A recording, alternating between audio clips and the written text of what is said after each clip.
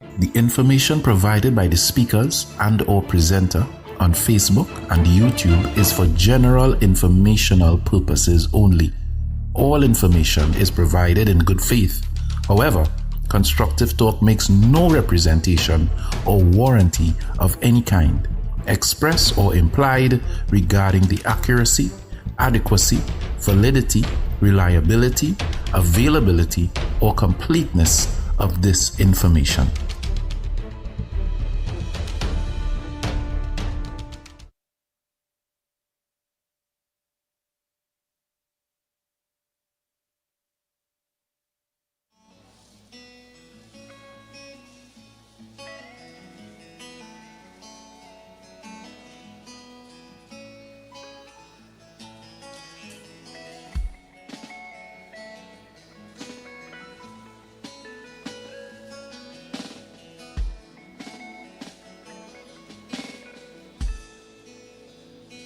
Not by might, not by power, but the Spirit, says the Lord.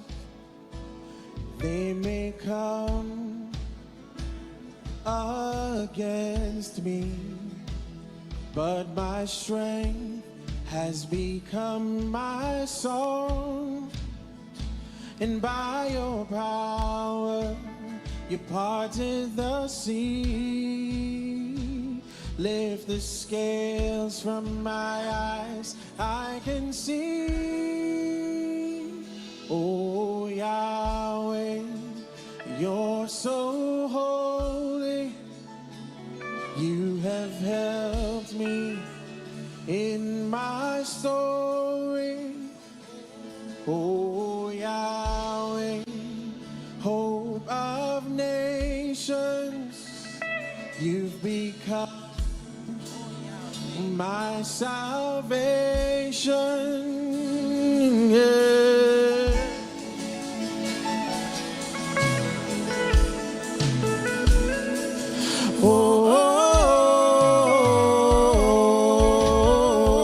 Oh, not by might, not by might, not by power, but the Spirit, says the Lord. They may come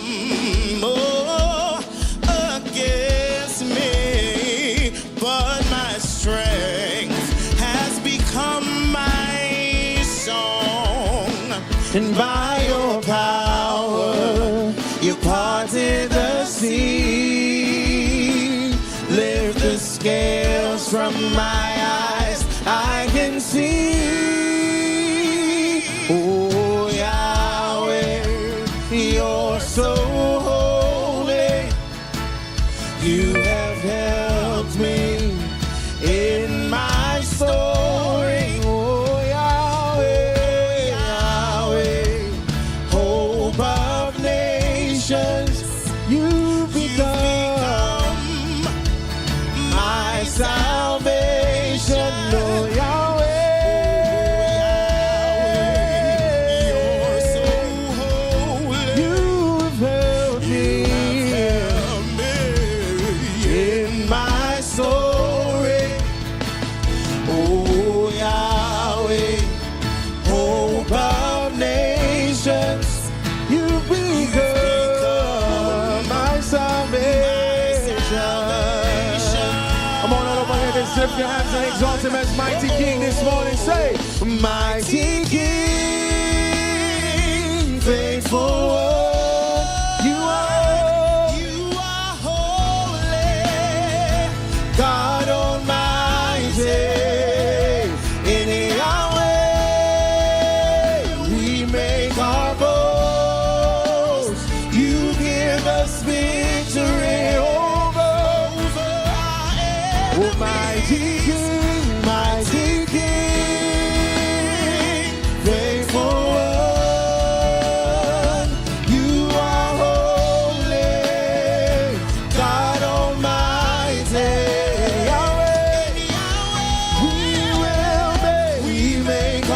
For you give us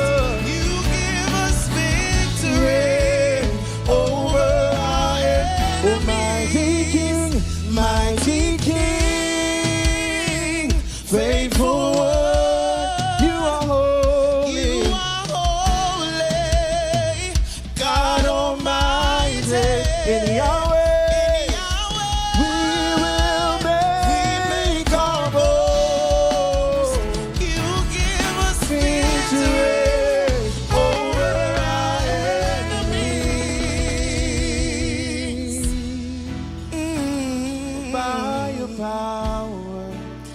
You parted the sea, lift the scales from my eyes.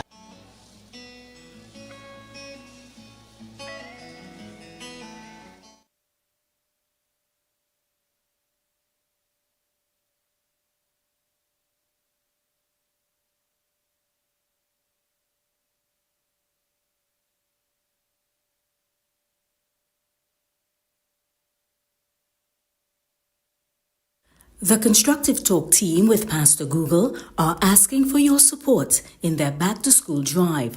Let's help the less fortunate children get ready for the new school term. Donations of notebooks, copybooks, stationeries, and book bags would be greatly appreciated. Show your love, show your generosity by contacting 464-703 and we will organize collection of your donations. Thank you from the Constructive Talk team. And remember to be kind, be generous, and be loved.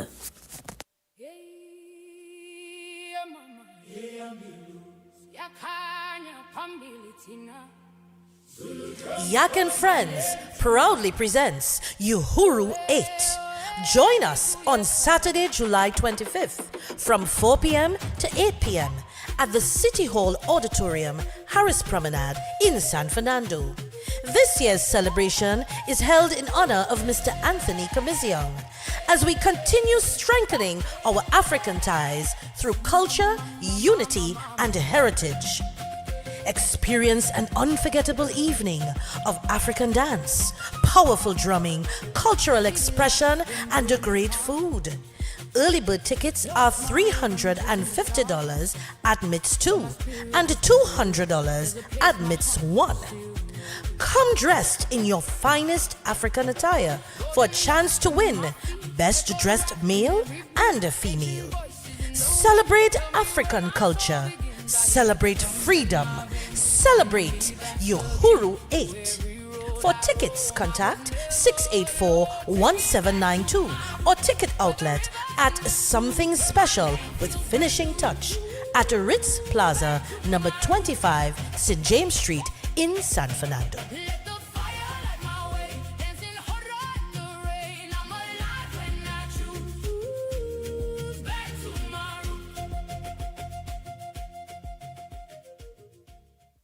The Constructive Talk team with Pastor Google are asking for your support in their back-to-school drive. Let's help the less fortunate children get ready for the new school term. Donations of notebooks, copybooks, stationeries, and book bags would be greatly appreciated. Show your love, show your generosity by contacting 464-703 and we will organize collection of your donations. Thank you from the Constructive Talk team. And remember to be kind, be generous, and be loved. Right about now, we're bringing on stage a man with a serious song. He comes from the borough of Point 14, and for many years, this man has been knocking on the door, always doing good selections. Last year, a lot of the top Calypsonians in Trinidad and Tobago said that he should have made it to the final of the Calypso Monarch. But in 1992, coming to do something for us called Law and Justice. Sit back, relax, let me bring on stage Luther.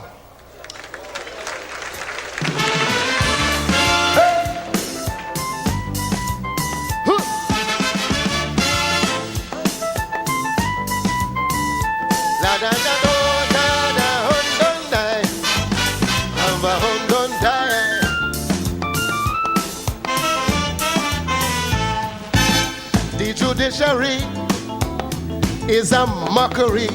The administrators would die in the fire.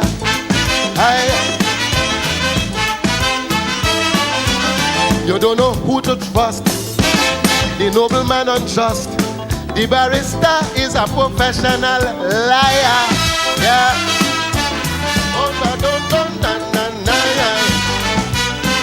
And there is no truth in justice, no justice in the law. The system works for the rich, but it holds no hope for the poor. There is no truth in justice, no justice in the law. Facts doesn't really matter. Once your name is big, you is who is is a case of who could lie better and who have more money than who. There is no truth in justice, no justice in the law. The system works for the rich, but it holds no hope for the poor.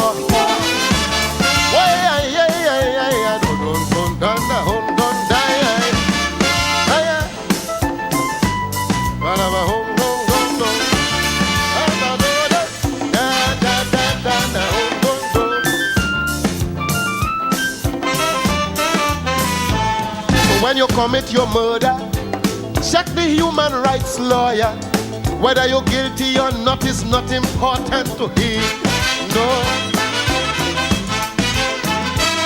150 grand, walk with cash in hand, and they're gonna set you free on a technicality. Once you have money, oh gee. Why? You know why?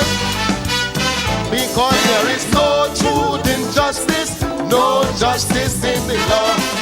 The system works for the rich, but it holds no hope for the poor. There is no truth in justice, no justice in the law. Some policemen already frustrated because there were some guilty people. They want to have them arrested, but the law is an obstacle. Lord, there is no truth in justice, no justice in the law. The system works for the rich, but it holds no hope for the poor. The poor, way and there now, but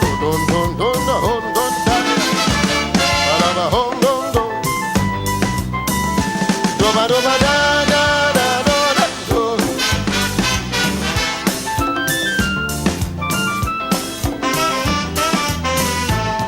It's bubble and bribery, from the judge to the jury, corruption and wickedness in high places. Yeah. The commissioner and the drug pusher could be the same fella with two different faces. Why-yo? And there is no truth in justice, no justice in the law. The system works for the rich, but it holds no hope for the poor. There is no truth in justice, no justice in the law. The fact is that law and justice are two separate entities, so it's constant chaos and crisis with these two legal enemies. There is no truth in justice, no justice in the law. It's like you're fighting war, defenseless and poor in the jaws of the law. You're so insecure. No truth in justice, no justice in the law. Big shot cocaine men have no problem because the big shot friend could recommend them. No truth in justice, no justice in the law. Between you and I, they're telling a lie. The jacket and tie is just mama guys. No truth in justice, no justice in the law. The system works for the rich, but it holds no hope for the poor. The poor is no truth in justice, no justice in the law. Oh, no, no, no. There is no truth in justice, no justice in the law. For the rich, sometimes hope for the poor. Luther!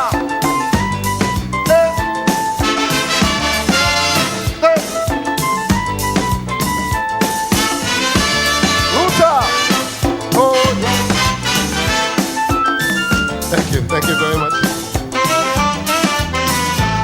All you mothers so and so, shut your effing mouth also. That's the language that police use when they hold a man. Eh? You can't lie like them. No, you can't thief like them. Some of them involved in the biggest crimes in the land. Oh Lord.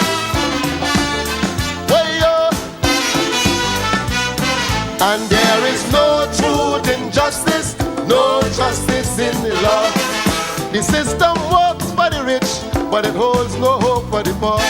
There is no truth in justice, no justice in the law. In homes with whom they say is advantage, the way the police enforce the law, but they should know that is police language. What the hell they using it for? There is no truth in justice, no justice in the law. The system works for the rich, but it holds no hope for the poor. No, don't show, don't, no justice.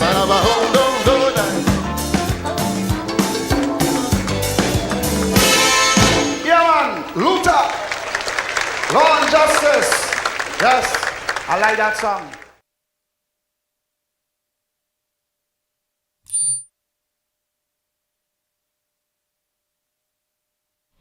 Good evening, everyone. Thank you for being on with me this evening on Constructive Talk. And the song says it, there is no truth in justice, no justice by the law. How are you guys going? I hope you all had a good weekend. I hope you all had a great weekend. And it's always a pleasure to be on Constructive Talk. You know, it's always a pleasure to be on Constructive Talk. It's so much to talk about. But I am watching and I'm listening and I'm being very careful of the perception that is being put out there on several things. There are several things that are happening in Trinidad and Tobago that we cannot just focus on one.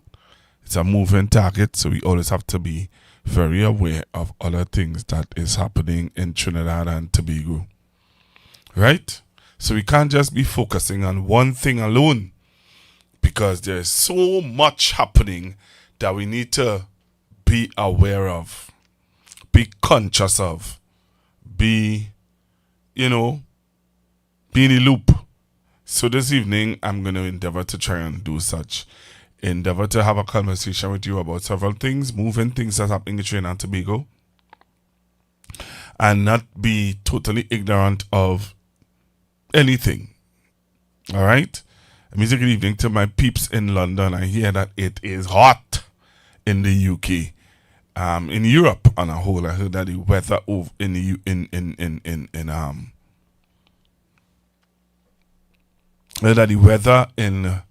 Europe is really hot. And so we have hot and we have Sahara. Imagine that. We have hot and Sahara to deal with. But again, that is just the world that we live in. Let me say good evening. I would have preached at a church in Laventille on Sunday. And let me say good evening to those persons who would have attended the service. Let me say good evening to you guys and thank you all for being at church on Sunday. Nice bunch of people, man. I just want to show you all this again. Constructive Talk, back to school drive is happening. We're starting to put things in order very early. So I'm asking for your assistance to help me help send children back to school. All right. So I'm asking for your assistance. Our back to school drive is on. Empower students to build our future. All right. Empowering students to build our future. So it's all happening, and for our back to school drive, you can call 464-7003, 464-7003 to make your contributions in whichever way you can. All right. So please be a part of it. And as you heard, one of the announcements that we are starting to advertise for a group called Yak and Friends. They are having their Uhuru 8. They're having Uhuru 8, and it's happening at City Hall in San Fernando on the 26th of July 2026. 26th of July 2026. So you can get your tickets. There's a number you can call, 684-1792. All right, you can call the number and you can find out more. This is a ticketed event. You have to purchase a ticket to come in because they do cater. All right, they do cater. So they would appreciate if you would purchase your ticket in advance. If you can't purchase it in advance and you want to call and let them know that you would be in attendance, but you want, to make sure that your whatever is in place, make sure and do that. Cool? All right.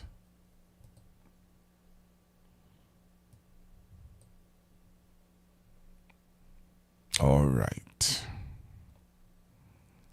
So, over the weekend, we saw where there were some protests. All right, there was some protests that was happening over the weekend. And I just want to give you some capsule of what took place over the weekend with the protests that happened outside of the police headquarters in Port of Spain on Sunday. And to allow for the police complaints authority to operate independently in situations like this. Police should not be investigating themselves. Because when that happens, we end up in situations like this. When that happens, it is called for situations like this. So please, I am asking you, Mrs. Kamala Prasad-Bissessar, address the nation first and foremost, and then do what you can to give the PCA more legal powers. Because we are sick and tired of the same things happening over and over and over. Amen. The next Kaya Sili could be you. The next Joshua Samaru could be you. Don't sit all high and mighty in your couch behind your phone and thinking that has nothing to do with me. It could have something to do with you real soon, with the country we're living in.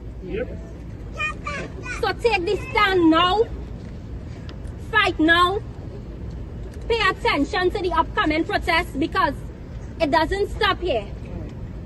This is number 15 and we have 19 in total in the campaign. And when the 19 protests finish, that is not the end of our fight.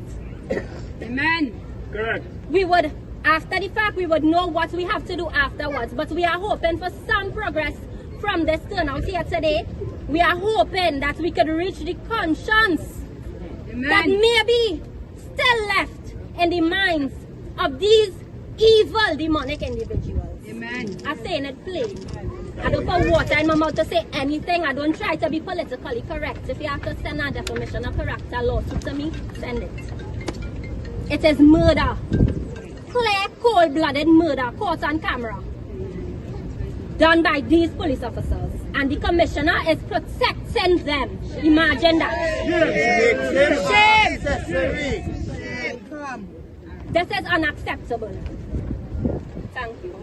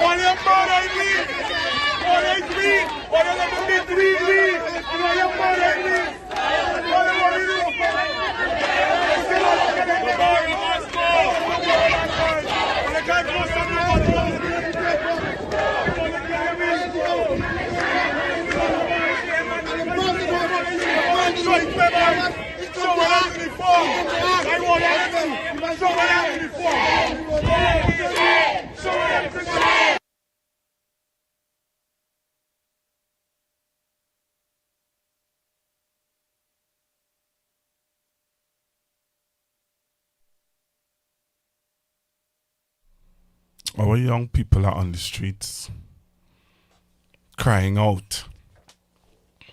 Our young people are on the streets of Port of Spain asking questions. You listen to the young lady, how articulate she is. You listen to how she is asking questions. She needs answers. That young lady needs answers. And pretending as though ignoring her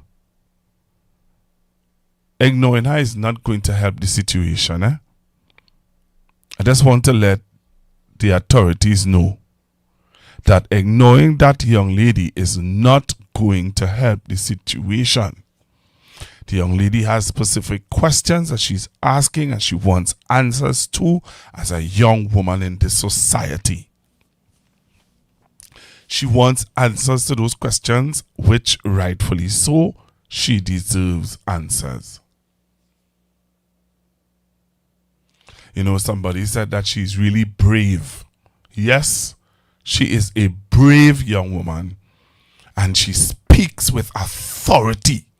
She speaks with passion. And for some people, when you speak like that, you are disrespectful. You know that, right?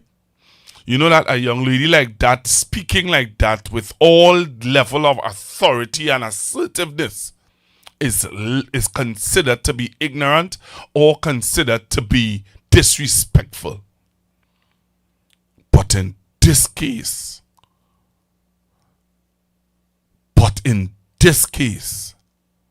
her assertiveness is one of wanting answers. Wanting answers. And you know what? I'll be bold enough to say that's the kind of persons we want, young people we want in our parliament. We want them to hold everyone accountable. That's the kind of young persons we want. And for me, I tip my hat off to her. She said in her interview, she said that she had over how much? 15 protests already. 15 protests, which says that she is gathering and mustering support. And it's interesting. It's interesting so much so that, you know, I looked at the news this evening and there were some things that, you know, I'm totally uncomfortable with.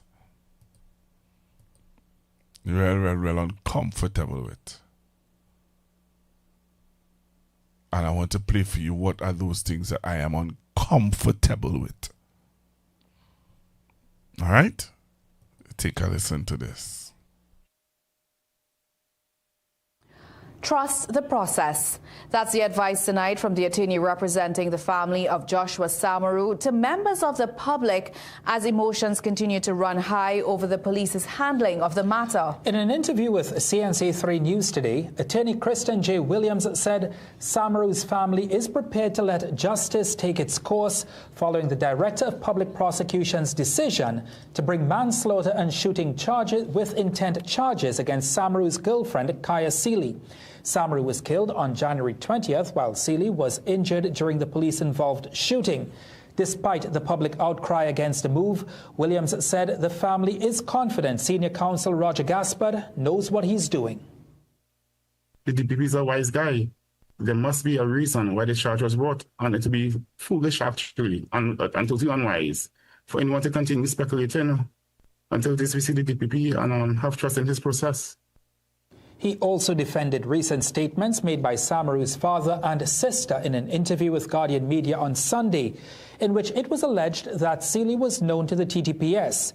In the interview, Samaru's sister Christine said she was focused on getting justice for her brother, even as she revealed that Seeley's recent behavior towards her had raised some suspicions. Nevertheless, Williams said the matter is now entirely in the hands of the DPP, but they are not ruling out the possibility of the matter being deemed an extrajudicial killing. In this regard, Williams added that there are a number of outstanding questions which both Police Commissioner Alistair Guevara and Homeland Security Minister Roger Alexander now have to answer. What was the radio chatter when the incident happened? What was the radio chatter from Maloney? What was the radio chatter from the chase? What was the immediate radio chatter when the incident happened? Ballistics report. Forensic analysis. Those simple basic questions that, will bring closure to our family. So, like how exactly your son died. No charges have been laid against Seeley, who is out of the country seeking medical attention. CNC3 News awaits a response from Police Commissioner Alistair Guevara on what timeline has been given to Seeley before extradition proceedings take place. Williams says it is difficult to predict how the case will unfold. Meanwhile, to allow for the police complaints authority to operate independently in situations like this. Police should not be investigating themselves, because when that happens, we end up in situations like this. When that happens, it is called for situations like this. So please, I am asking you, Mrs. Kamala Prasad-Bissessa, address the nation first and foremost, and then do what you can to give the PCA more legal powers. Because we are sick and tired of the same things happening over and over and over. Amen. The next Kaya Seeley could be you. The next Joshua Samaru could be you. Yep. Don't sit all high and mighty in your couch behind your phone and thinking that has nothing to do with me. Yep. It could have something to do with you real soon, with the country we're living in. Yep. So take this stand now. Fight now. Pay attention to the upcoming protests, because it doesn't stop here.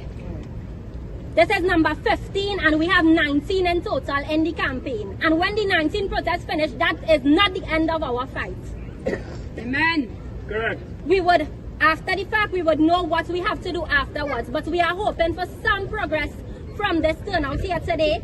We are hoping that we could reach the conscience that maybe still left in the minds of these evil demonic individuals. Amen. I'm saying it plain. I don't put water in my mouth to say anything. I don't try to be politically correct. If you have to send a defamation of character lawsuit to me, send it. It is murder. Clear, cold-blooded murder, caught on camera. Done by these police officers. And the commissioner is protecting them. Imagine that. Shame! This is unacceptable. Thank you. Trust the process.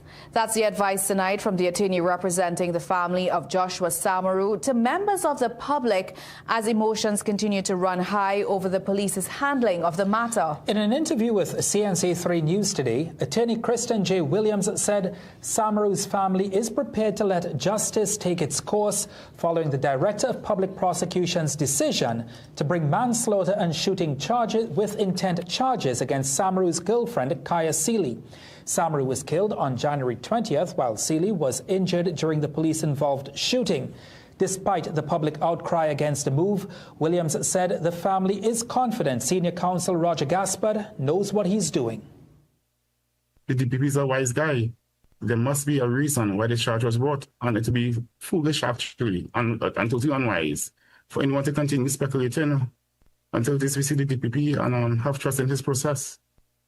He also defended recent statements made by Samaru's father and sister in an interview with Guardian Media on Sunday, in which it was alleged that Seeley was known to the TTPS. In the interview, Samaru's sister Christine said she was focused on getting justice for her brother, even as she revealed that Seeley's recent behavior towards her had raised some suspicions. Nevertheless, Williams said the matter is now entirely in the hands of the DPP, but they are not ruling out the possibility of the matter being deemed an extrajudicial killing. In this regard, Williams added that there are a number of outstanding questions which both Police Commissioner Alistair Guevara and Homeland Security Minister Roger Alexander now have to answer. What was the radio chatter when the incident happened? What was the radio chatter from Maloney? What was the radio chatter from the chase? What was the immediate radio chatter when the incident happened? Ballistics report. Forensic analysis. Those simple basic questions that, will bring closure to our family. Like how exactly your son died. No charges have been laid against Seeley, who is out of the country seeking medical attention. CNC3 News awaits a response from Police Commissioner Alistair Guevara on what timeline has been given to Seeley before extradition proceedings take place. Williams says it is difficult to predict how the case will unfold. Meanwhile, all right. So I just want to take some calls. What are your thoughts about the young lady? What are your thoughts about how this thing is panning out so far? What are your thoughts? 464-7003. 464-7003. Taking your calls. There was a protest on yesterday. Those young people protested outside of the police headquarters in Port of Spain, and you heard the young lady.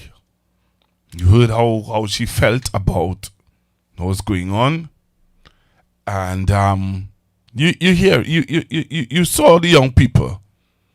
There were one or two elders within the group. There were one or two little elders there, yes, but the majority of persons who took to the streets of Port of Spain outside of the commissioner's office were young people. I just want to find out from you guys this evening, just touch on it a little bit. What are your thoughts about it? 464-7003. 464-7003. What is your thoughts? Right? I wanted to hear your feel on it. What is your thoughts on it before we move on to other issues that are happening in Trinidad and Tobago? What is your thoughts and feel on this issue? Okay. So you can call me back, 464-7003. 464-7003. Hello, good evening, caller. Good night, Pastor Google. Caller from Barapo. Thank you very much, Mr. Barapo. Hello? Yes, caller. Hello? Good night, Pastor Google. Yes, you hearing me? Caller, are you hearing me? Hello? Caller? Good night, Pastor Google. Hello, good night. Yes, go ahead, caller. I'm hearing you loud and clear. All right, so caller, you need to call me back. I don't know what's happening there. I was hearing you loud and clear. Loud and clear. I don't know what's happening there. So you can call me back, caller. All right, you can call me back and share with me what is your views. All right. Hello, good evening.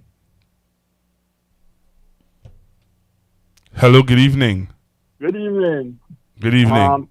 To all the listeners and callers tonight, everybody, wish all you good night. She is a very courageous young woman, and she has the support. She wants to see justice come out in a positive way, so she can. and she have at least support, and she intend to give up like that. You know, she looking for a positive outcome, because she also said that she will continue to protest until something come out of this. You understand? And I think she will get the support, and more than likely things will end up turning out positive for she and those the supporters now. You feel around she. All right. All right. All right. Thank you very much, caller. 464-7003, 464-7003. Hello, good evening. Hello, good evening. Good night, Pastor Google. Hi, good evening, sir. You call from Barapo? Yes, thank you for calling. You're welcome. The young lady is quite correct. She's quite correct in her opening remarks, in that it's far too long, and it has been far too obvious that the police complaint division, or there's a difference between the complaint division and the police complaints authority, right? Too often, the police complaints division is almost non-functional. Nothing comes out of that division against the fellow police officers. However, the police complaints authority needs more teeth. And the director, Mr. David West, has been calling for more legislation to have more authority to investigate and treat with these police complaints. So she's quite right. And there needs to be more legislation on behalf of the police complaints authority. Right? That is number one. Number two, right? The protests, the people, they exercise their constitutional rights. And we are now seeing where the SOE is hampering the citizens of Trinidad and Tobago constitutional right. You're denying the citizens' constitutional right, where they cannot speak the freedom of speech. Right? Because those people were not interfering with anybody. They were of no security threat to anyone, because it was a Sunday evening at the police administration, away from John Public. There was no John Public. There was no major activity in Port of Spain Sunday evening. So there was no way they could have been in the way of any pedestrian traffic obstruction and be of any security risk to who. So we now seeing where the so-called SOE is working against us rather than for us. And I'm pretty much disturbed right about now about this unnecessary continuous SOE to help solve crime, where people have been or trying to be muzzled, right? And I think the next time that they call a protest, I should be presenting myself there to support and stand up for this yet another extrajudicial murder by the Trinidad and Tobago TTPS, or should I say, some members, not all, are guilty of. I don't want to broad brush all members, but some members of the Trinidad and Tobago police service. Pastor Google, have a good evening. Thank you very much. Thank you very much for your call. So you continue to take your calls on 464-7003, 464-7003. What is your thoughts about the young lady, the protests? What are your thoughts, the young people? The young people are standing up, speaking out. What are your thoughts about it? You can call now, 464-7003, 464-7003. Are taking your calls on Constructive Talk this evening. We're just touching it a little bit. We're touching the situation with these young people And the stance that they are taking, they're standing up for something. Even if you might think or we might think that they're wrong, they should wait for the case to call. They should wait for several things. But they are standing up. All right? So taking your calls, I want to hear your view on this issue. So you can call me 464-7003. Hello, good evening. Hello, good evening. Well, good evening, Pastor Google. Hi, good evening, sir. How are you doing this evening? I am okay. Well, Eileen is calling about a young lady, and it shows me that she's standing for a friend, not just her, but her friend, her other lady friend next to her. They both of them have a lot of heart, and a heart will carry them a long way in solving this issue pertains to the police brutality. So basically, as I watch the protests and I watch them show all their emotions, it just tells you that the justice system is corrupt to every sense of the word. You know, I hear you, and it's interesting to see how this will pan out, especially with these young ladies, because they're not letting up, eh? I know they're not letting up. I don't want them to let up. Yeah, they're not bending. I don't want them to let up. They're not rolling over and playing dead. No. I don't want them to let up at all, because they know to their heart that this lady, their friend, is innocent, and I believe them. All right.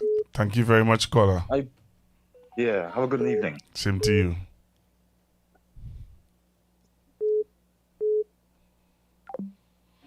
Hello, good evening. Good evening, Pastor Google. How are you doing? I am all right. How are you? I'm all right. Long time I ain't called. Today's a holiday. So today's a holiday where? Huh? Where are you calling me from? Brooklyn in New York. Today's a holiday in Brooklyn? Yeah, in America. Where's the holiday today? Today's Remembrance Day. Oh, okay. All right. Okay. All right. Cool. Yeah. Cool. I didn't hear you opening. I didn't hear you opening remarks all about right. What I started to discuss first tonight is about the protest by the young ladies on behalf of Kaya and Joshua. Yeah. And I played the young lady, and I was asking you viewers and listeners, what are your thoughts about her stand? And you know, I wanted to just throw this in. While we appreciate her passion and we appreciate her stand, do you think that it can be guided properly? Do you think that there should be some women who can mentor her and keep her in a proper what's the word I'm looking for? I'm not only young people to females to mentor her. We need people in the communities to stand up and support these young people. There are enough people in the system, in the country, that are upstanding and stand for the rule of law and the rule of decency and the rule of honesty, that could come out and support these young people in what they are doing. Please, I just want to send out an appeal to the people who can help. There are lawyers who are just seeing what is going on, and they know the law, and they could guide these young people. Please, I am making an appeal. Just let us try to save the church, the priests and the pastors, and they who know join in and help the young people in their quest. It is a noble act that they are doing. And I applaud them, and I applaud you for highlighting this part of our history. This is history, you know. This is history. The young people are standing up. Yes, yes. We, the elder ones, have to support them. Trinidad and Tobago, now is your time to represent the red, white, and black. Represent discipline, tolerance, and production. Forge from the love of liberty. Let us do it, please. This is my contribution tonight. On this topic, Pastor, maybe I might come back in on another topic, but this is for now. This is my humble contribution because there are people who want to call in. I don't want to be lengthy. So have a blessed evening. Thank you very much, caller. All right, bye-bye.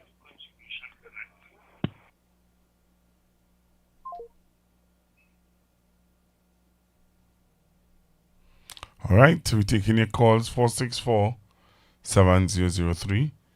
464-7003. Taking your calls on this issue. All right.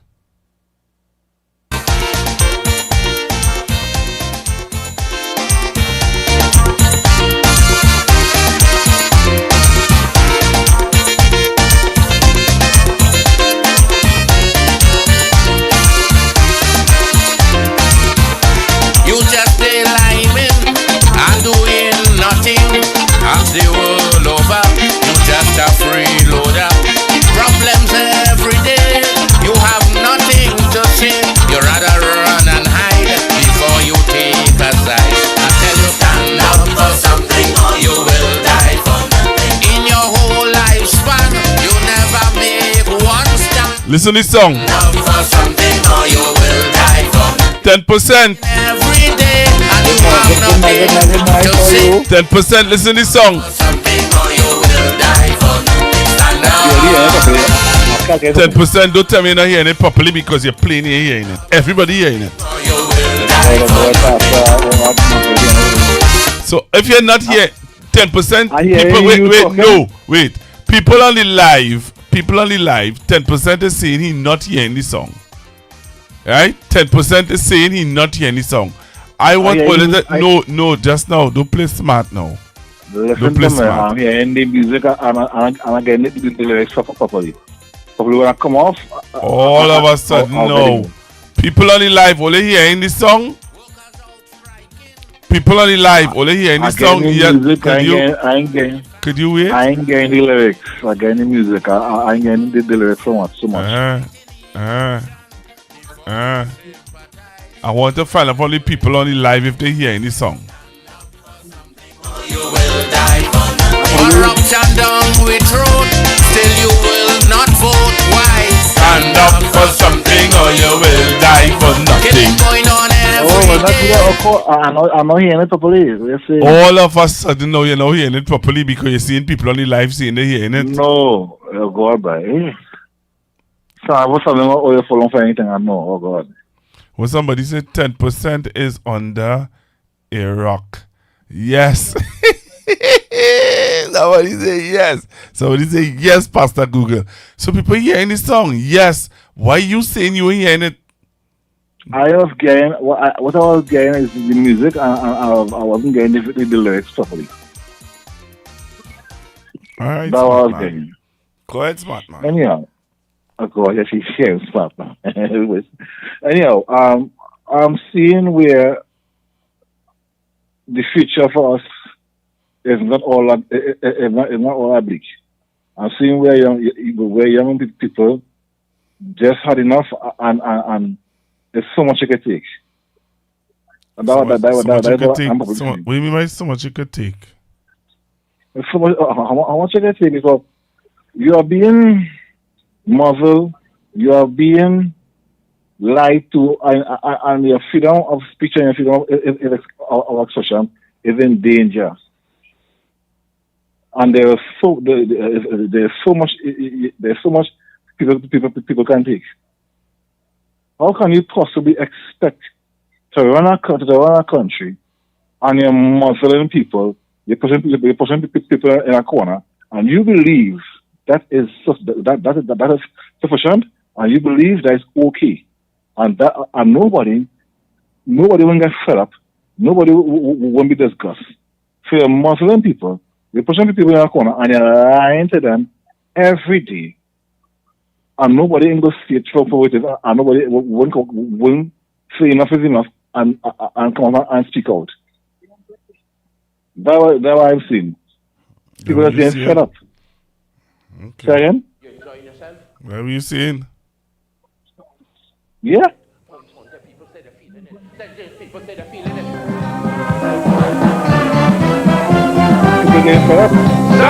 People getting fed up. So people feeling it. People reach a limit. What limit they reach?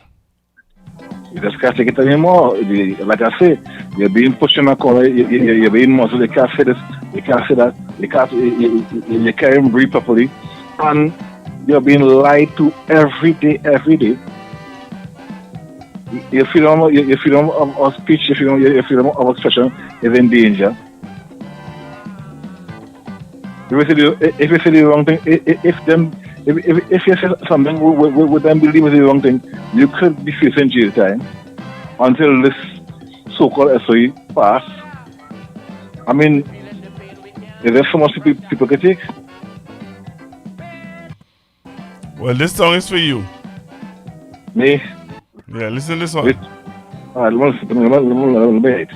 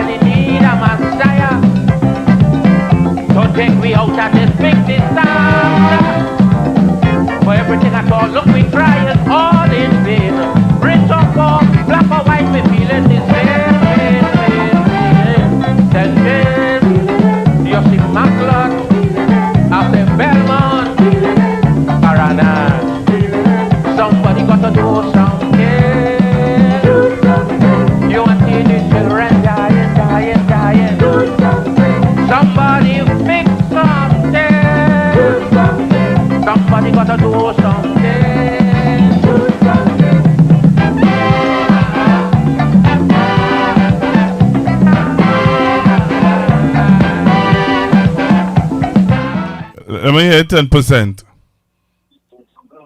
That's a good song, and the song is relevant of our situation today. You feeling it? Why would you believe? Why would you? What makes you feel like I'm saying? I wouldn't go feeling. Well, when we get to the next discussion, we go see why. Oh well, I'll make some space, right? Okay, I'll come back in. You know, well, I will get into that a little later. Oh, we're talking Yeah, still a little later. All right, okay. I don't want to do the show later. I'll make some space, right? I'll come back in. Okay. Anyway, let's make sure your leader do the right thing, because it's the right thing to do now. We're talking about. I talking about. The young lady. Like, okay, now the young lady. You're talking about the young lady. Okay, all right, okay. We have I'll miss some space. I'll come back in later, right? All right, sir. All right. 342-0081, 342-0081, 342-0081. Let's see. All right, so we're taking your calls, on 3420081. 3420081. Let me 3420081. Why are you saying? Why are you saying? I don't catch myself. Why are you saying, 4647003. 4647003. What are you saying just now? 4647003. I still remember that number, boy. 4647003. 4647003. You can call me and let me know what are your thoughts about the protests. If you're not joining us, we're talking about the protests that happened on Sunday outside the what do you call it, building? The Commissioner building. Already headquarters, police headquarters. So for those of you who are now joining in and you want to know what we're talking about, that's what we're talking about. The young lady who was involved in the protest, who organized the protest. Hi, good evening. I just want to add 2 more cents to your topic. I don't know if you remember 1988 and 1989, before the coup, the tension that was building.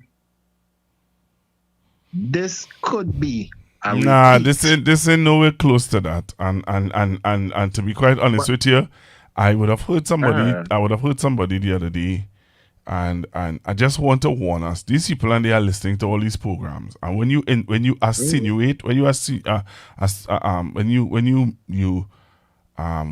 word I'm looking for?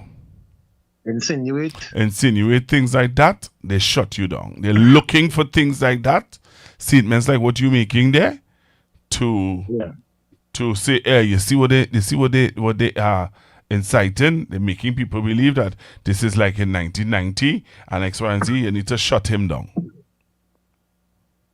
I understand you. Quite clear. I understand. Right, But so remember, we are in a SOE, and they're looking for any little thing to say, hey, he is inciting something. He ain't saying it directly. He's saying it indirectly, but he does saying it. He's allowing his callers to say it, and it can trigger something in people's mind. You know what I mean? They're looking for anything, So that's why I'm saying, and that's why I'm saying, Yeah. I don't want to encourage this kind of discussion because of what they're looking for. Clearly. Yeah, I understand quite clearly. But we'll leave that for another time. All right, sir. All right, so taking your calls, everyone who's listening, you just need to be aware, We just need to continue to be aware of the traps that are being set for us so that we don't fall into it, you know what I mean? Don't fall into it. They want you to fall into that trap. Hello, good evening. Yes, Pastor Google. Hi, good evening. Yeah, Brooklyn, New York again. One little quick thing is just an offshoot of the situation yesterday in Port of Spain. You know what? I was watching, and all the various comments and everything concerning the actual shooting that lead up to this protest yesterday. And I was wondering if it is that this lady who was inside the car, I think it's Kia, they call her name, she was shooting at the police. And when I watched the video, I did not see one police looking for cover. Not one police. You see, looking for cover to say, well, hey boy, we've been shot at. Take cover. I don't know if the video was doctored or something, but not one policeman who was standing outside shooting was looking for cover. This was one of my observations. I have a lot, but I want other people to chime in tonight. So I just want to be brief. All right, thank you very much.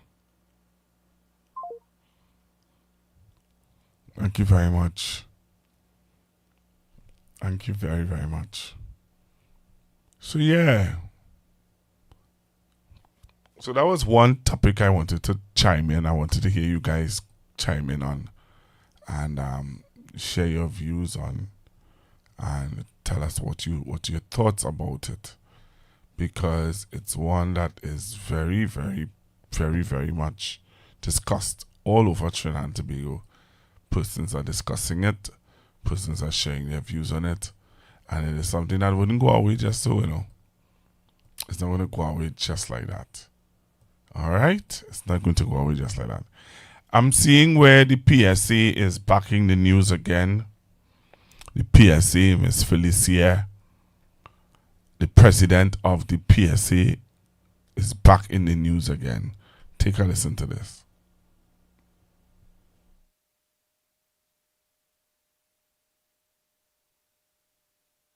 Finance Minister Devendranath Tanku says negotiations between the government and the Public Services Association are continuing in good faith, even as the union rejects the state's latest proposal to settle outstanding public sector arrears. Responding to questions today, he added it would be inappropriate to comment further on the ongoing discussions. The PSA rejected what the Chief Personnel Officer described as the government's best and final offer for wage negotiations covering the periods 2014 to 2016 and 2017 to 2019.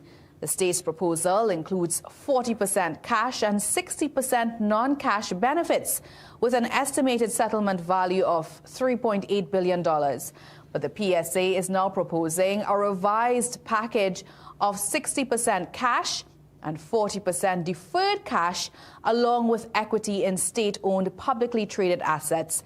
Meanwhile, CPO Dr. Darrell Dindial says the government's position outlined last week remains unchanged. Finance Minister Devendranath Tanku says negotiations between the government and the Public Services Association are continuing in good faith, even as the union rejects the state's latest proposal to settle outstanding public sector arrears. Responding to questions today, he added it would be inappropriate to comment further on the ongoing discussions.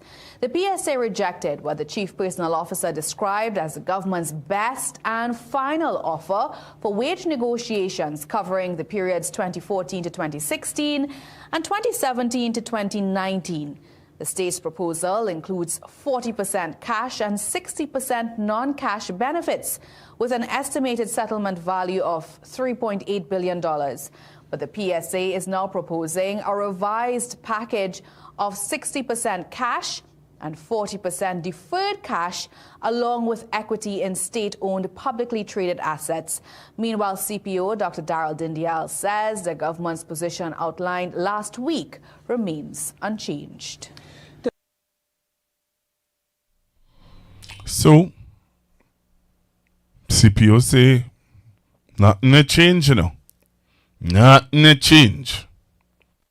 That's what the CPO say. CPO say, nothing a change. So I don't know what Miss Felicia looking for again. But then they all say nothing a change. Nothing ain't change. The offer still remains. Right? You hear what the what you name? You heard what? So nothing change. All the money still remain the same. Hello? Hello, good night. Yeah, all the money ain't changing. All the money still remain the same. Well, sir, this is like, I wonder if it's a comedy show you're watching, because didn't this lady, you had the same text, we're the same lady, because I made a reference to where sometime in May of, that was I think sometime in May or March of 2025, where she was texting and telling workers who for his government, because the government will pay the 10%. Or something to that. You want the text? Right. What's the problem now? All you can tell people now, We talk about non-cash. We talk about a man lost an election basically because he say he paying 4. So you say 4 ain't good. This woman says she could pay the 10%. And you telling me now, non-cash. When non-cash come out, you should be shamed to mention non-cash in your mouth. We don't want to hear non-cash. This person said she will find the money. Just pushing. So when non-cash come out now, we telling me now 60% and 40%. We telling me. So when you give me 40%, when you give me 40% non-cash, what are you going to do? I don't know. I don't vote for that. I didn't vote for that, Pastor, because I know that was You did not vote for Felicia? No, you did not vote for Felicia. Hey. Listen. No, I thought you were talking about the government. Of course, I vote for her, but I didn't know she was going to Oh, good. You I vote for Felicia? Listen to me. I vote for her, yes, in the union. But this government, I didn't vote for the government. But as a union member, I did vote for her. So you can't say I vote for you. Don't try to on the spot too. I vote for her. As a union member, I did. I'm going to lie. But this faux pas she making here, I am totally. We are all most of us disagree with this faux pas she making here. Because when you come and tell me 40% non-cash, 40% cash, and 60% non-cash, Pastor, you know, we're going to under 4%. We're going to get behind. Yeah, man. Well, it was deceived. With that? Well, it was deceived. Yeah. So when you watching me and telling me, you telling me 60% non-cash and 40% cash. In a nutshell, why going get my hand is literally under 4%. No, but you're saying that. And you can't tell me waiting on cash and what I want to get. And how long you going to take the bait? And now the CPO saying nothing ain't changed. Don't matter what, nothing ain't changed. So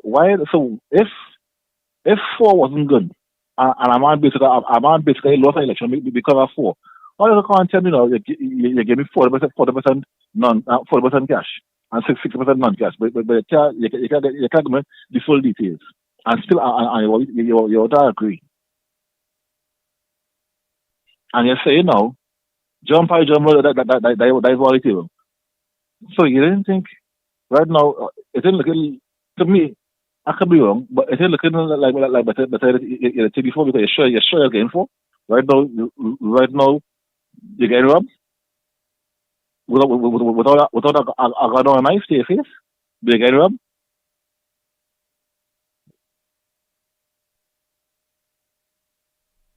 Only not getting cash robbed. in hand. The cash in hand go on me less than 4%. Sir, you're getting your money. Listen to me. If you ain't getting 10, you're getting robbed. Because the woman said before she come in, she could pay 10 and pushing she could find the money. She said that in La Jolla.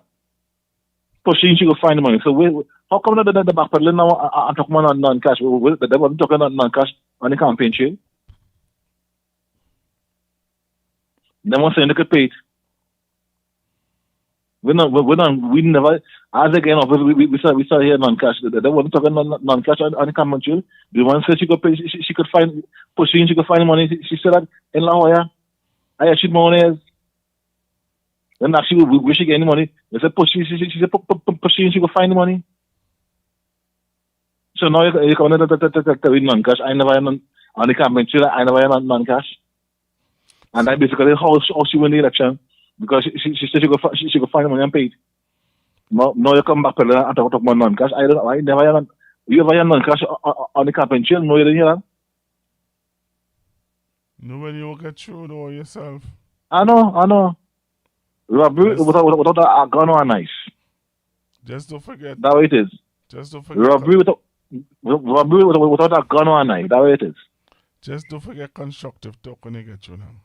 I don't forget about, but why saying if you ain't get what the lady says she pay, that's robbery without a gun or a knife. Because we never have nothing about non-cash on the campaign trail.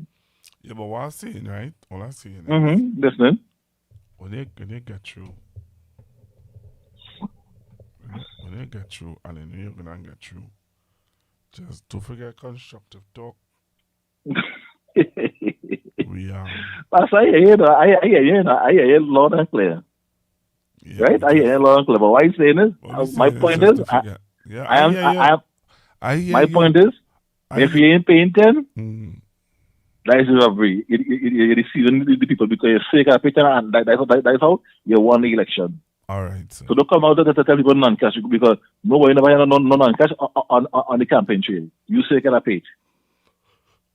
Okay, so that's how you win the election. Okay, so thank you very much. I just say it again, just to give you a gentle reminder. Speaking. I hear you, Pastor. So, for example, I wouldn't forget the show, right? All right. Now, just saying, you know, the buff, man. I just saying. I ain't buffing you. I feel like you're But what I was making my intentions, and the same thing I tell that young lady.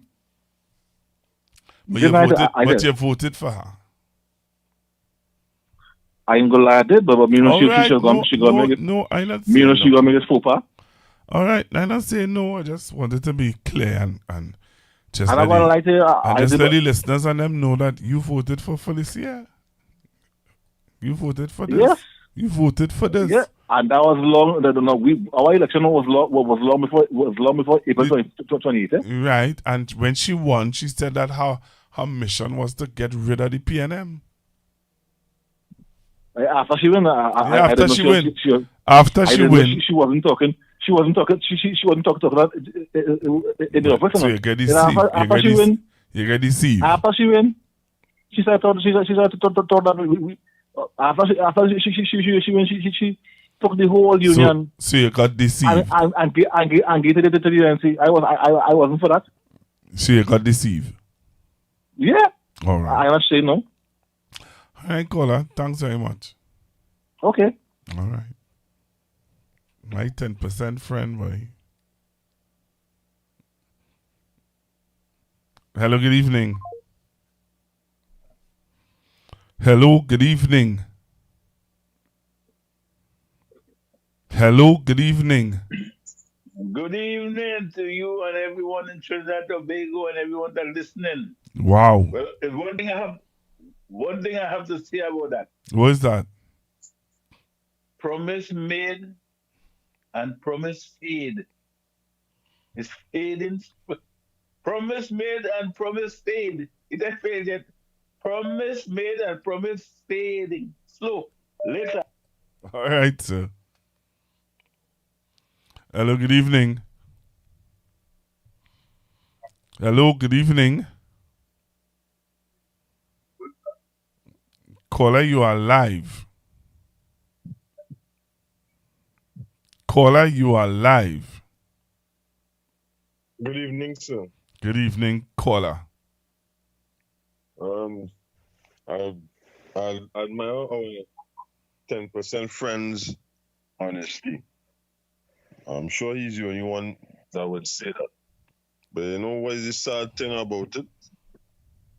The sad thing is that they have 3 more trienniums for their president to negotiate for them for. This is 20 to 22, 23 to 25, and 26 to 29. He wasn't crying and you see them thing.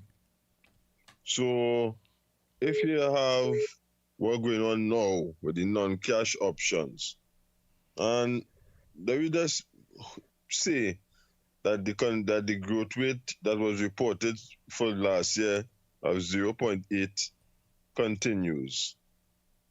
What the offer will be by in terms of percentile and whether it continues to be non-cash. And something that his other PSA colleagues had to consider throughout all the bargaining units is this. What about people who in have no arrears on the taxes and the mortgage and so on? What their 60% would entail, right? I think he should call in. He should call in and answer that. Yeah, if I am, and he had a choice. They had a choice. They had people like Oral Saunders and so on who were there before, and Nixon Calendar and so on. Right? What is the where's the reality for them going forward, right? Because let me say the government really has a fire sale, and they sell out shares and things like Angostura and other state agencies. And because of what is happening with the energy sector, commodity prices do improve or they remain stagnant or they go lower, then what would be the nominal value of such assets in the hands of people, right? Who might tell themselves, you know, if I have shares in this entity, I might be able to sell the shares on the stock exchange and get a little change and thing. Get a little cash now. And then what if the government, in giving you those assets, say, well, here what happen? Well, you can't sell the shares until a certain time reach or whatever it is. Especially if it's in an entity like the NEL or NIL. Where there is a fixed asset. What will be people positioned by? Because remember, next year you're getting a next bump up in the NIS, you know. Serious? So wherever, yeah, you know, if for 2 consecutive years the NIS go be increasing, brother, don't you forget it this year January and next year January, like we was selling the budget. Let me ask you something. So, the people who not getting the increase in salary, who did not get an increase in salary, who not a part of the PSC, who did not get an increase in salary, ain't that going to affect them? It's affecting all workers across the board. And you remember Mr. Big told you that they didn't settle with them with the 5% yet, like the contractors and general workers union. So them still working on the pre-promised salary, and then they didn't get the 5% that they signed off for under the last administration. Remember she told you that they were fighting for because it was not budgeted. Remember that what she told you? Wow. So it's all these people. So really and truly them getting a cut in salary? But of course, they'll be getting less than they started off with, because when you had to pay that next NIS increase January next year, that is in effect what it is, especially if your bargaining body not able to settle for the periods that go on. So you see the kind of trouble people go be under by? Well, let's surely know what they're saying. Go back and listen to Mr. Tanko's statement, Pastor. Go back and listen to it. All right? Only know what they're saying. Only spreading false news, man. All right. I'm spreading the truth. Sorry to dwell on your platform. The views of the caller is not the views of Constructive Talk. Hey, you saying this? This is not a joking matter, you know. I hope you understand that, you know. Because you can't be calling in and making them kind of jokes, you know. This is not a joke. I studied while your partner was talking, and I feel it for him.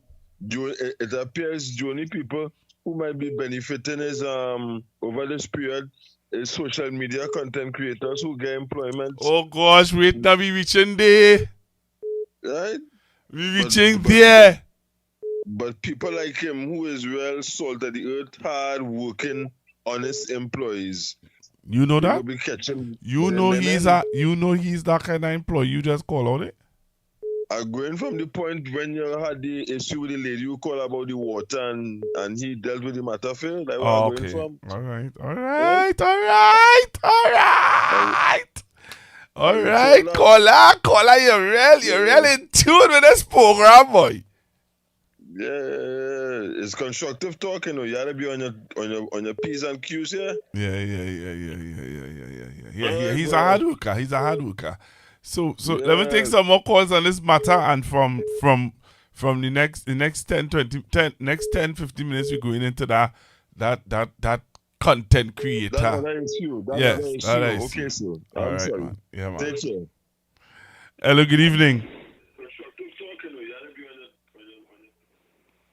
Hello. Good evening. Good evening, Pastor. What you saying that pastor? So like you know, like something. I find you. I don't appreciate, Pastor, how you treated 10% one, and I don't appreciate how you're not believing your last caller. Wait, just now, because I don't want to believe. Google. Listen to me just now. 10% voted for Felicia, you know. What? 10%. 10%, even when he call you, sometimes when he night he on the job. Sometimes when I listening to him, the man has been saying he on the job. He working hard. I finally really feeling 10% this evening, but That's a matter of defense. It's a matter of let he lying to all of us then. no, he not lying. But what I'm saying is, my discussion with 10% this evening was the fact that he voted for Felicia. So he didn't lie to you, Pastor? You wanted to come on the station and say he didn't vote for her? All right. Nobody would ever know. We would never know. All right. If he said he didn't vote for her, we would have to take him at his word.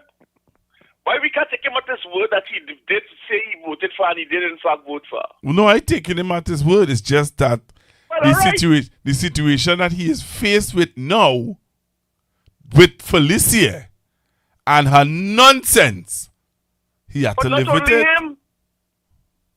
Not only him. If, as your last caller indicated, he have no car loan, he don't have no he ain't paying on no property, he have no mortgage to pay on no property, right? His money is not encumbered in any way. The 60% non-cash. What is he going to we going to look at it in bonds, government bonds? I would like to know myself. What and in government bonds, if you have to cash it, you're not going to get the full 100%. So what is he going to do with the non-cash part of his 10%? 10%, you have to tell me. And the question is this: how much money did they get for Christmas? Because they didn't get, they got a portion. He said he didn't get none. He said he didn't get none. Well, if he okay, all right, but they gave out a portion. But what portion they gave? Nobody knows up to now. What portion of the 10% they gave to the people? 10% say he didn't get none. And on top of that, retirees have not as yet gotten any money. Who? I spoke to somebody who retired in 2020. So they are due for pension increase and back pay for between 2014 to 2019. I said, have you gotten any money at all? No. Nothing yet. Nothing as yet. For those who have retired. Perhaps, if I am not speaking the truth, I am certain you have people who would have retired by 2019, 2020. And they can call in and tell you whether they get any money as yet. This is what this program is about, to debunk what people like me would say. This is what this program is about. This program is not about me saying something that somebody would have told me alone.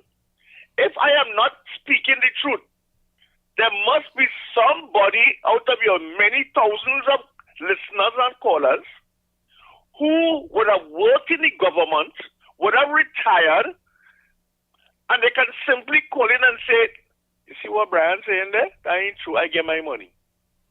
Simple as that. Very simple. The government has given me my money that I work for, and I am now retired, and I have gotten all of my money for between 2014 and 2019. I get it in cash.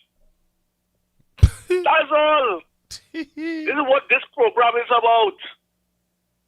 And your last caller is correct, because it is by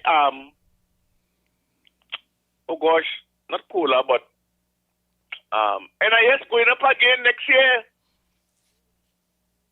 So people who in the private sector who NIS went up and then get no increase in salary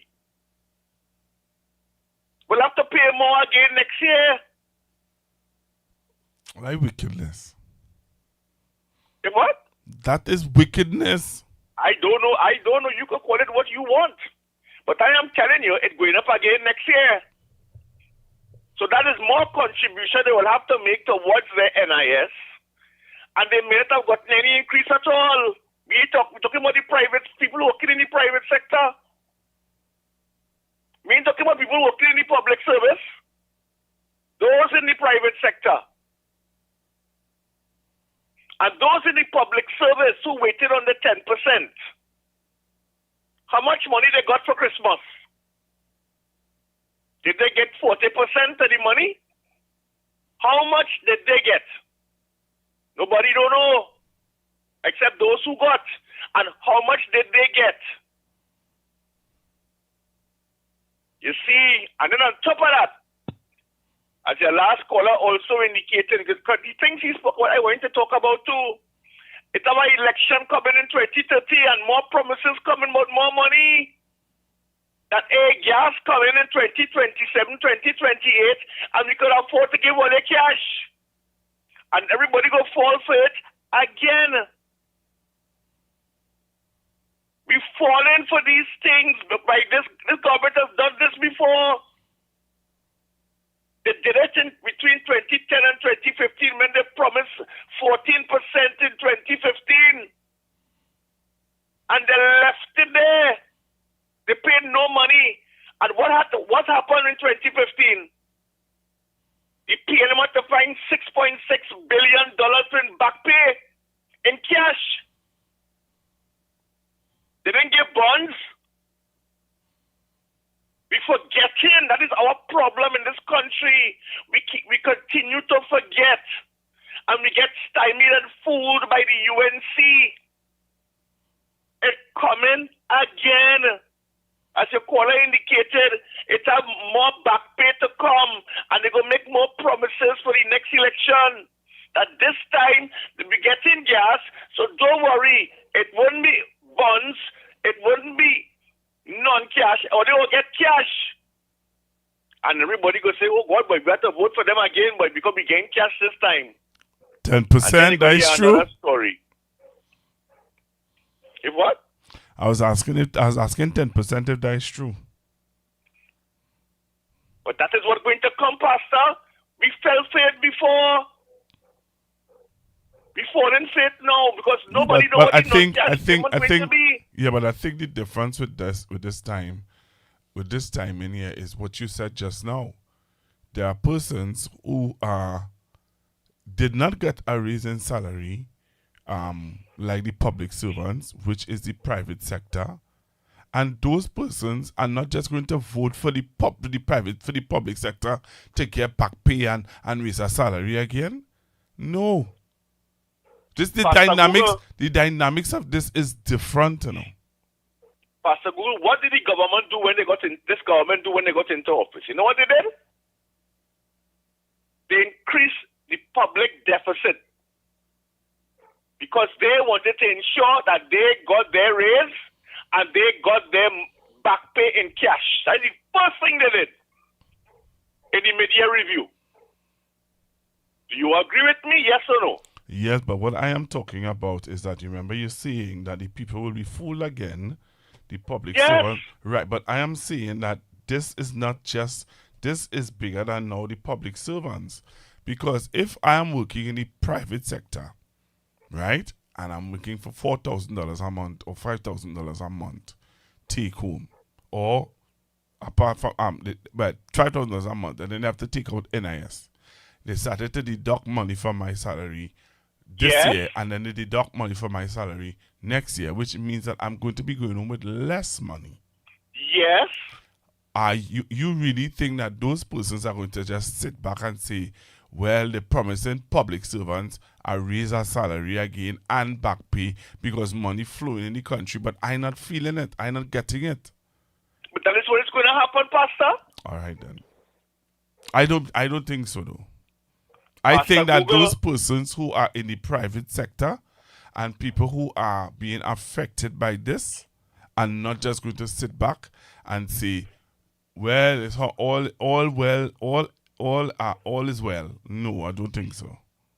Pastor Google, what were the promises made before the last election? Yeah, but that was Who for, was it made to? Yeah, but that yes, it was made to the public, the public servants, right? It was made to PSA. Right.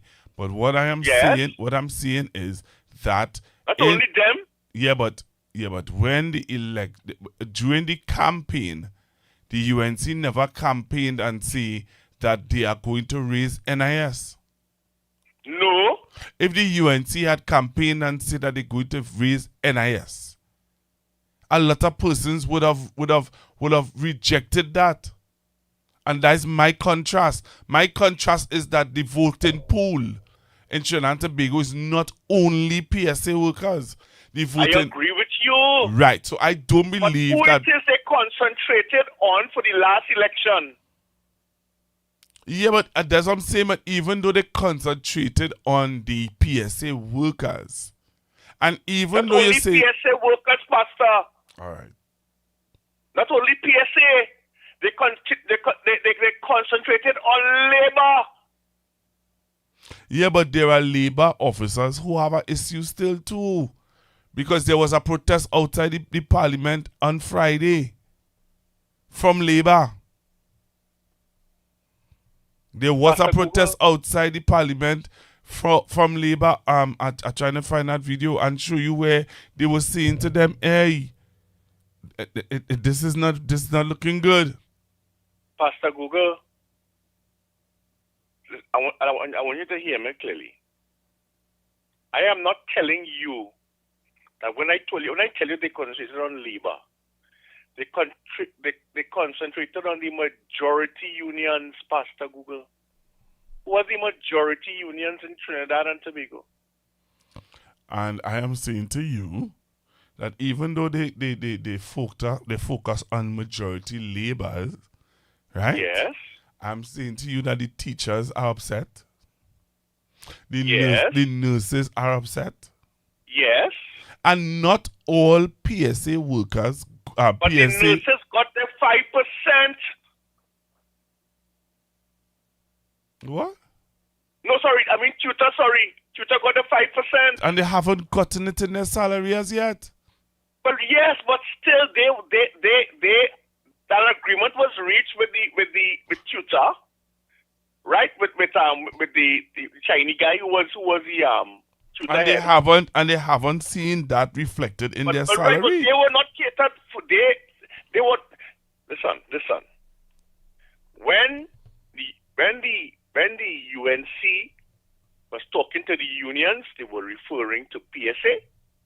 They were referring to Oilfield Workers Trade Union, which are the two major unions in the country. I am not telling you that they were featuring all of the unions. I am not saying that. Even Miss Demeek admitted that she was on the side of the yellow. And then she also said that she You had recall that? And she also said on that interview that she had a meeting with Mr. Young, and Mr. Young would have called the Minister of Finance and said to him, "Hey, fix that. The contractors union need to come up to Yes, because there was a discrepancy with them and Port of Spain. Right, and she said that they got that agreement, and that is when they signed off. That is what they signed off on. Right. But she also indicated at one time she was on the side of... Because she wasn't getting through to Dr. Rowley for that. Right. So what I'm telling you, Pastor, is that the majority of the major unions was on the side of the UNC. And they're going to use the same rhetoric come 2030 because gas is going to come from Manatee. They're going to use the same rhetoric. It's coming. I hear you, sir. The only people going to be suffering are those in the private sector. And those people will have a big say. And not all of them are anti-UNC. Yeah, but that's what I'm saying with that level of that, and that is something that you can't change. And that's something that is a level. And therefore, they're going to be, Pastor, they use it. But if we continue, listen to this. Listen to me. So basically, what you are saying and what you're saying and what you continue to say is that they're coming back with the same rhetoric. People are going to believe the rhetoric and they're going to vote them back. I do believe that. I do believe that.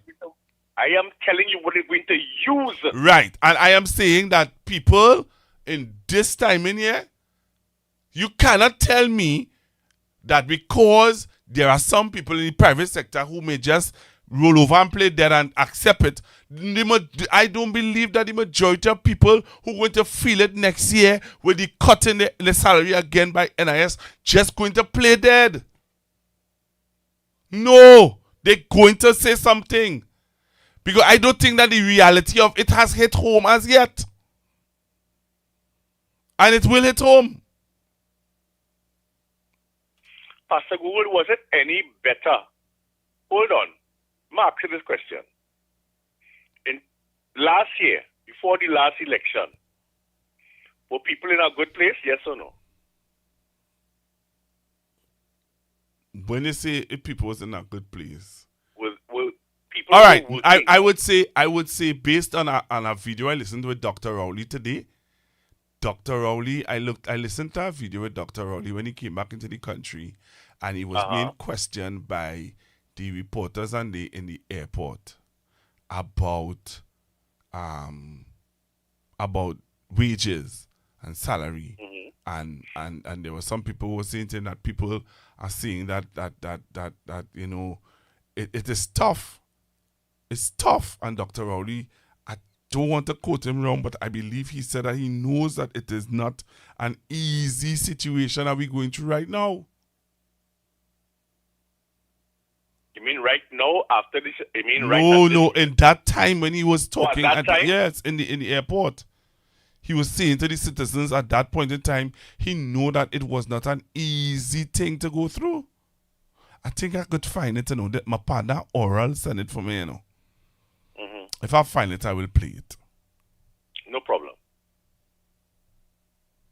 And right now as it stands, it's not any even, and you know what's amazing? I listened to, I don't know if you heard him, what's his name? This economist.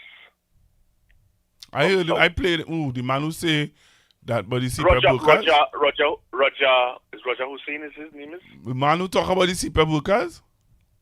No, he was being interviewed on CNC3. And was it on TV6 the other morning? So, and he was indicating that the employment levels have gone up. That's the Roger same man. Hussein. But I believe that's the same man I played here.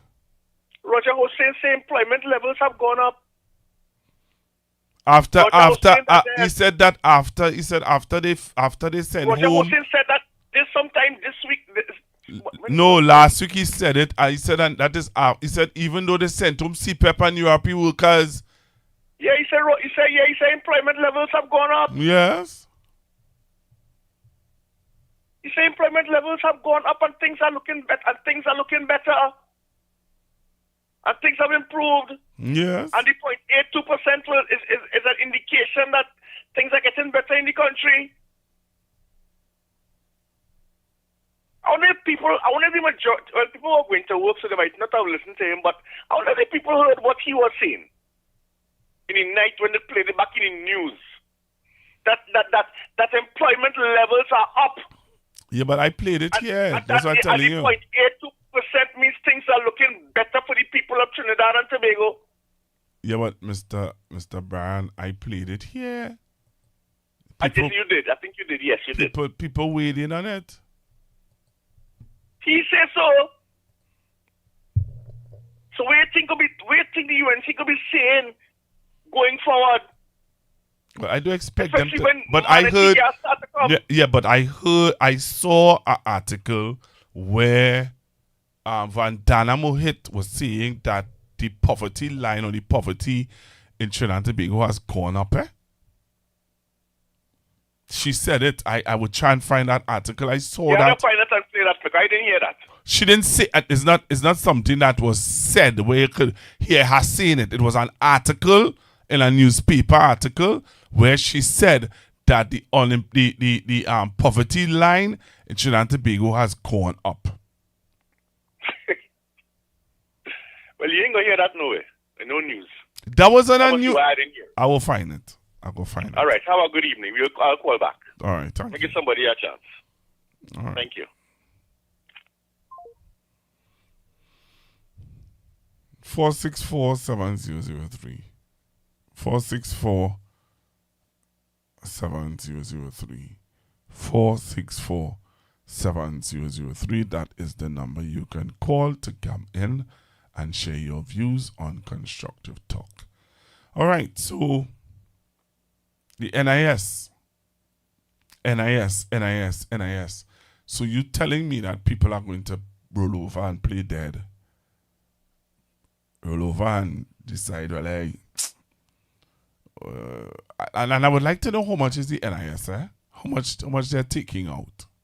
So if Mr. Simplethorne or somebody can do the calculation for me, if you're looking for $5,000 a month, this year and next year, how much would your NIS be cut by?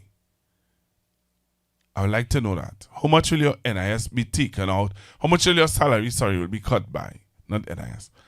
How much your salary will be cut by? Will you come in to tell me?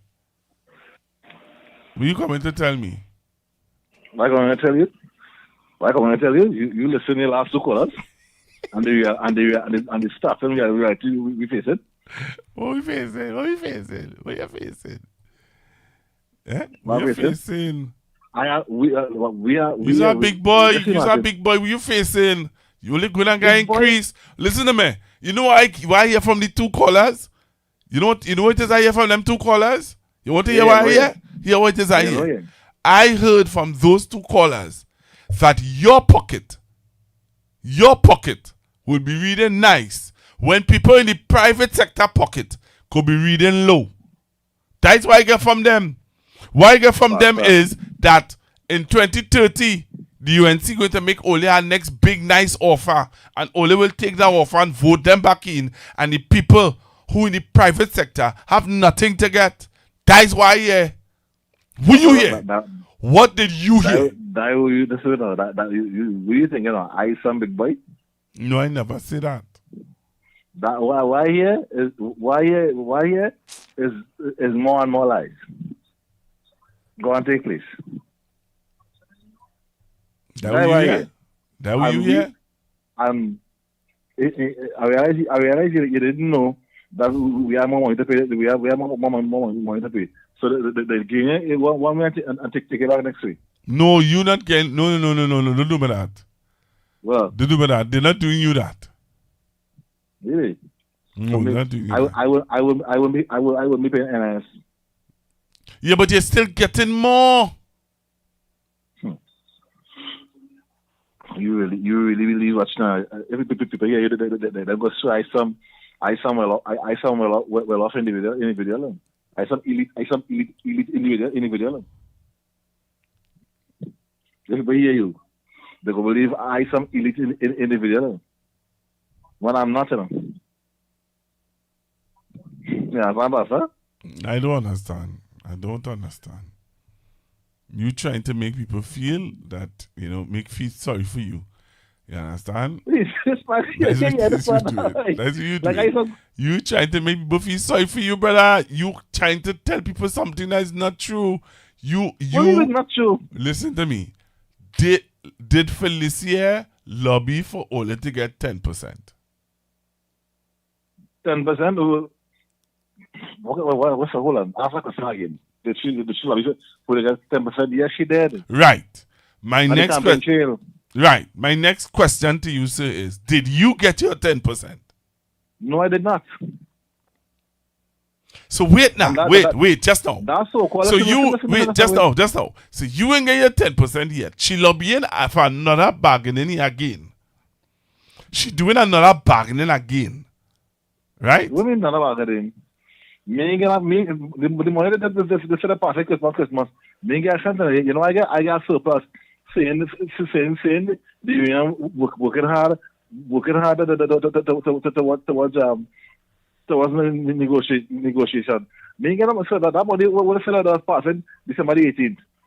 You know who get that? County get that now. We get that. County. Oh yeah, County get it. Okay. We ain't get that. We in the county. Right. So people can carry. We is not county. What county get that? That business we get that. All right, boss man. All right, I'm gonna play this clip now. I had 2 clips to play. Okay.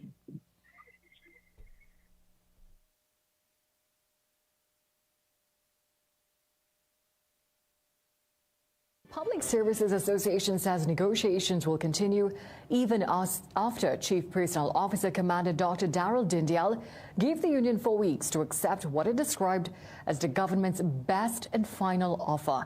The union and the CPO met yesterday. The union said it rejected the Chief Personnel Officer's proposal of 40% cash and 60% non-cash benefits. So they want to give you all back pay, part cash, part bonds. But after they take out the taxes and so on, what you're left with, and well, see what you can do with that.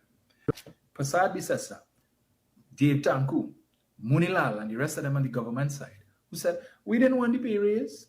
We felt that the timing was poor, and the government didn't need to do that at this time, and the country's financial circumstances did not allow for that. And at the time when they were offering the public servants 4%, and they say, tighten your belt, and they have no money, but they're going to increase this, and we don't support it. But they took it. And then they come and tell everyone, because it's a commission, and the last cabinet approved it, and so it is what it is, and there's nothing we could do. Really? All right. They didn't want it, but they take it. Not only did they take it, no sooner had they come into office, because Parliament was convened, the first session was on the 23rd of May, right? They came in June with the media review and allocated millions of dollars to ensure that they got their back pay. Right?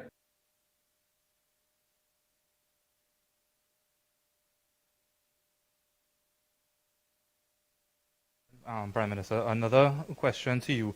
The members of the public service are quite outraged over the offer of that 2%, and they're threatening to shut down the country through their unions. You care to offer anything to them? Come on, let's not overreact. Let's not shut down the country. Let's not be surprised that the union and some workers will feel that way. Because what it is, it's about making a case to get a raise. That's what it is. What this government has done since 2015 September is to make it quite clear that we are in support of an improvement in the condition and the sustainability of jobs in the public service. One, we never, in the most difficult of periods, we never try to solve our difficulty by removing public servants from their job, by retrenching the public servants who are covered here. Never did that. This is our 7th year in government. We never took a policy to retrench public servants in a response to attempting to balance the budget. Secondly, we said that we will preserve the jobs as against giving more to some while some lose their jobs. Thirdly, we borrowed money very early in our existence and paid, I think it was about $6 billion in back pay to those public servants. Approximately $6 billion of cash that we borrowed it and paid it to public servants. And of course, that back pay was kicked in at the same time that a slight increase in pay came about. We've had very difficult travel since then. The statements of the Minister of Finance recently, very clear, that there's a little breathing space now. And immediately, we look towards trying to see whether we can continue to add something to the public servants, preserving their jobs, but to look to see what we can add. Clearly, what has been offered has offended some people, but let's have a quick look at what it is, because we did from time to time have to say to the population, particularly public servants, given what the government has done and what the government is doing, try and not get derailed by wanting more from less. We have a little bit more now, and therefore a little bit more can provide a little bit more. A little bit more cannot provide all that you require. I've asked the Minister of Finance to provide me with the CPOs, because the CPO is really the technical employer of public servants, looking at their cost and knowing who is there to be paid. Let me just tell the public what, I'll give you 4 horizons, because I asked the Minister of Finance to give me the breakdown as to what it will cost. Currently, the public servant's wage bill is $8.7 billion. That's what, if no increase at all, $8.7 billion is what we're paying now. And if we, at a 2% increase, covering the period that we, going back to 2014 to 2020, a 2% increase in that, would see an additional cost on the recurrent of $175 million. That's only on salary and wage, and COLA, $1 billion, and that's the back pay. Correct? And then a monthly increase of $411 million going forward. That's the 2% increase. Covering, that's what the Minister of Finance has offered. If perchance we get to, let's say, 4% increase, where we're currently committed to 8.7 billion, we'll be talking about a revision of 1.8 billion and a running cost of increase 588 million. That's 4%. And if you hear anybody talking about 10 and 15%, right? At 10%, we'll be talking about a back pay of 4.5 billion and an increased running cost of 1.1 billion. Now, you put that against the recent report of a slight increase in the revenues for the Minister of Finance against the background of the huge debt that we had run up for COVID and pre-COVID. Put them all together, and then you come to a conclusion as to whether shutting down the country or not is the appropriate response to these circumstances.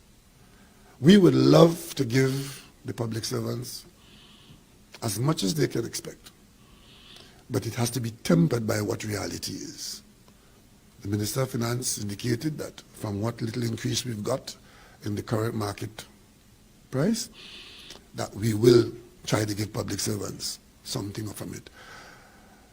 Do not for 1 minute be guided by the fact that oil prices are $100, because the oil market overnight could change. And therefore, if we commit ourselves to making payments based on what prevails now, and in 3 months or 2 months or 6 months, the price drops to $60 or $50, we would have worsened our position. Reason is required, and patience is an essential ingredient. I think you would want us to continue keeping people in jobs. You would want us to continue looking for the opportunity to provide them with an improved payment, but let us not get too carried away on this.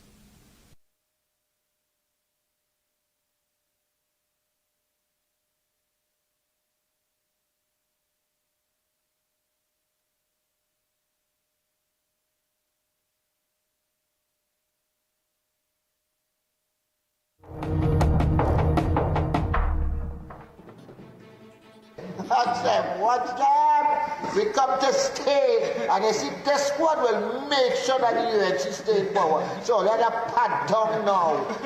They were not listed on paper as an influencer unit, but sources inside WASA say that is what they became. Guardian Media found 9 social media influencers among 416 people hired or engaged by WASA between April 29th and November 30th, 2025. Their monthly salaries totaled around $85,000. The 9 included well-known personalities such as Stark Grimes, Natty Royal, Matara French, Mr. Miss, and Twiggy. Guardian Media reviewed videos showing some of them wearing WASA-branded shirts in offices and on project sites. In one video, some supported the government's $3.4 billion HDC contracts to 11 contractors. Contracts now under review by the Office of the Procurement Regulation. A WASA source said some of the influencers were placed around corporate communications to respond to online criticism. The source also alleged some were not qualified or useful to WASA's core work. When contacted for a comment, one of the influencers, Stark Grimes, said the issue was a pointless conversation because, in his view, many people were already working at WASA who were not qualified. An internal WASA recruitment report said post-election hires were needed to address manpower shortages across multiple departments, but it did not identify who selected or approved candidates, whether posts were advertised, or if interviews were conducted. Guardian Media found only 3 vacancies advertised within the last 13 months. Guardian Media obtained screenshots of a February 1st WhatsApp status of then-acting Human Resource Director Mervyn Gibson. The message, believed to have been posted in error, referred to 2 names sent by the CEO for immediate hire. It said the people were to be called on Sunday to report early Monday and start work. Gibson resigned the next day. In February, Guardian Media requested WASA's hiring records under the Freedom of Information Act, seeking recruitment documents and payroll details, but WASA passed the request from its FOIA officer to an external firm. WASA's external attorneys requested 42 more days to process Guardian Media's FOIA request without explaining the legal basis. While WASA said the matter involved operational, legal, and personnel issues under review. Public Utilities Minister Barry Padarath could not be reached for comment. Elizabeth Gonzalez, CNC3 News.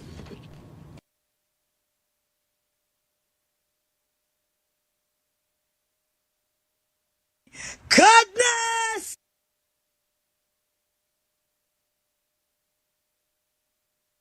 Goodness! Oh my God, so you'd stand up with this one.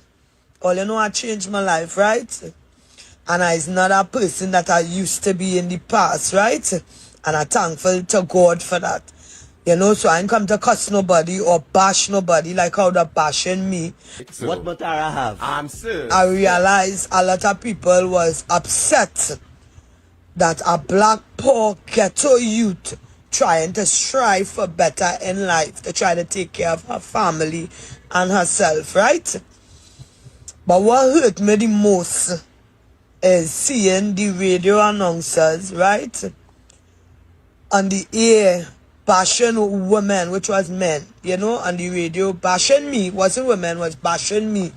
You understand? Because they want to know what qualifications I have, right, to hold this job at WASA before they do the research, right?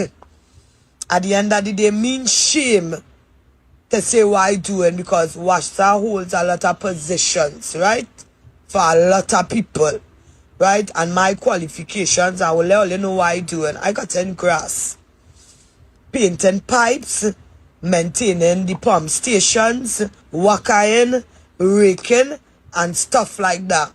And before all you bring me down, because all you think I didn't deserve this job because apparently I ain't smart enough, you understand, to work no way. But I just want to thank everybody who gave me a chance in this life to show them what I could do, you understand, because I'm working for my money. I'm not begging, you understand. And to see your own people upset you're working, you understand, and they're all on the radio bringing you down, discriminating you, you understand, because you're looking for a way out of poverty, you understand. So I come here to let everybody know who qualified and who not qualified and have jobs out here for all of we. And don't ever make nobody make you feel you don't deserve things that God set out for you in this life. And that is all I come to say. At the end of the day, big respect and big manners, you understand, to the government that I stand with, who put out job opportunities not only for me, but for thousands of people, big up Kamala, to go and apply to be employed. And I went and I got the position that I think I was qualified for and I could do, right? So to everybody who bashing me, may God bless you guys. Have a good life, right? Because dissect the following. Yeah, we know of a lot of PNM supporters that were paid under the PNM administration, but that is fine. But when the UNC does it because it's the Indian party and it's African people they're paying, it's a big issue. I'm unsure how race got into this, but in case a mistake was made somewhere along the lines, let me clarify it. This is not about race. Pat, don't with that racial nonsense. Go back in the corner with that. In fact, you went on to state what the issue actually is. And they say, hey, there's a problem because they're receiving $5,000, $6,000, $7,000, $8,000, $13,000, and you have people on the breadline suffering in Trinidad and Tobago as though people have not been unemployed in TNT before. So wait a minute, hold on. What think you know what he just said there? And this is why people need to have proper people doing PR for them and not just random persons. Because you are now saying that because people were unemployed on the breadline before, it's okay for you to continue once your people get it. So far you put your foot in your mouth twice, but it continues because right after saying that, they went on to say this. And I've shared stats on social media, on my personal page, showing that unemployment is actually going down. Yes, it's spiked, but it is gradually going down. But people don't want to believe that. You all know I had to go to his page. And this is the graph. And he's so kind. He actually put it in color. So we have the PNM in red and the UNC in yellow. And you are indicating to me that you all met the unemployment at 3.8%, carried it up to 4.8%, and now asking us to cheer for you because it's down to 4.15%. Times like these, what you need to do is just shh, don't say nothing.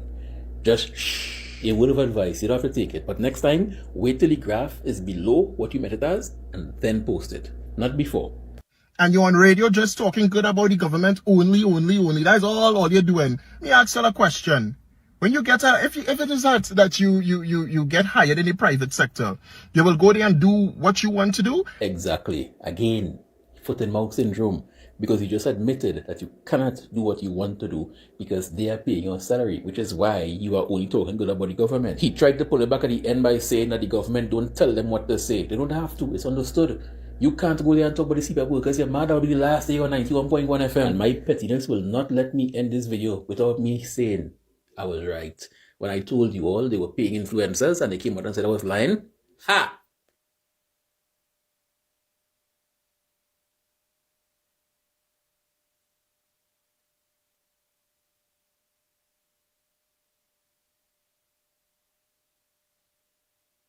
Madam Deputy Speaker, one of the most significant reforms approved under the revised SMT framework is the updating of the poverty indicators themselves. The poverty line has moved from TT $1,439.02 to $2,044.23 per adult, equivalent per month, an increase of 42.1%. The indigence line has increased from $553.47 to $783.23. The vulnerability line has increased from $1,798.78 to $2,555.29. Madam Deputy Speaker, these figures acknowledge the painful reality that life has become more expensive for ordinary citizens.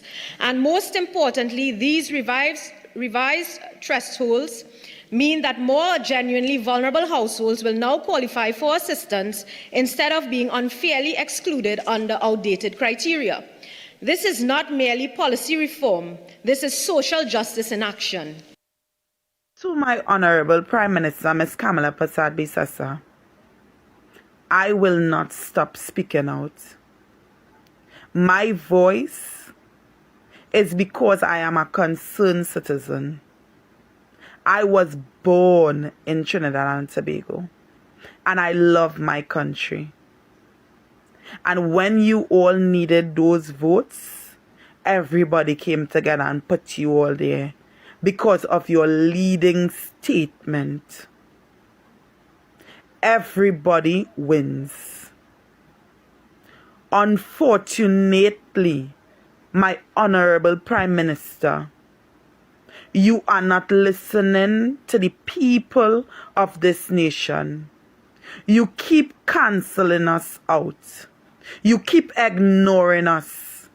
But when you needed us, you came out and you spoke up and you gave us so much hope.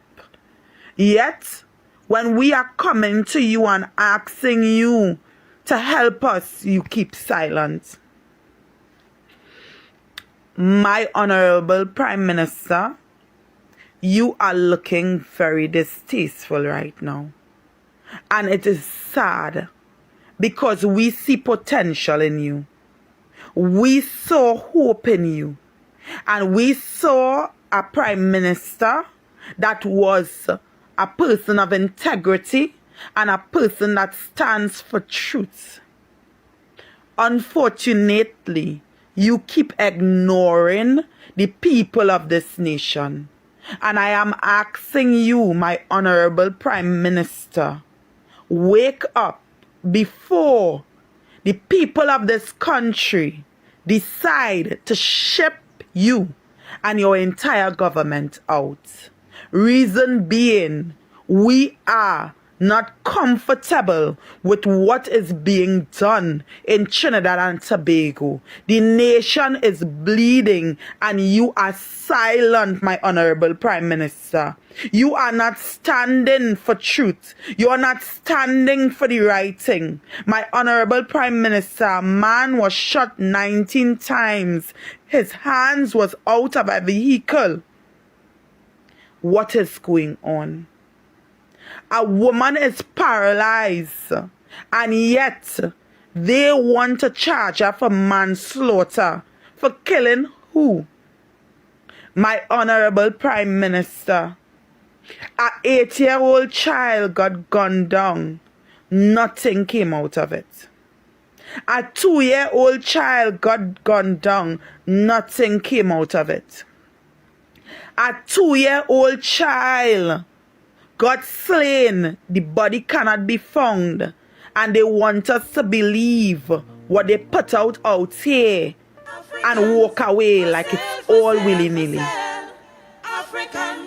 My Honorable Prime Minister, they keep stigmatizing every single person as a PNM individual, and the persons are doing.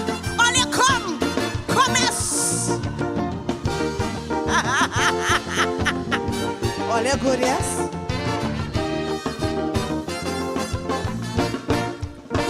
I was lining with some old men before the election, and well, I was amazed of their discussion. They were discussing the election of 2025, how Africans were selling cheap and UNC buying dead or alive. One old man shout out, fellas, give me your attention. UNC can't win by themselves, no election. You see, they're sitting and they're planning to make a decision. So she called out Shilaga, who the old FIFA wanted man. She said, call the trade union, let we start negotiations. And we could call out a big sale and we go buy out some Africans. Africans for sale, for sale, for sale. We buying Africans. Sing the thing. Africans for sale, for sale, for sale. We buying Africans. She don't have all she chance and she the undermines. No, what she need is some slave names, man, some big strong Africans.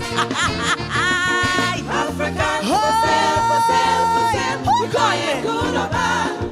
Africans for sale, for sale, for sale. Tobago and Trinidad. Oh, somebody pinch me. Hey,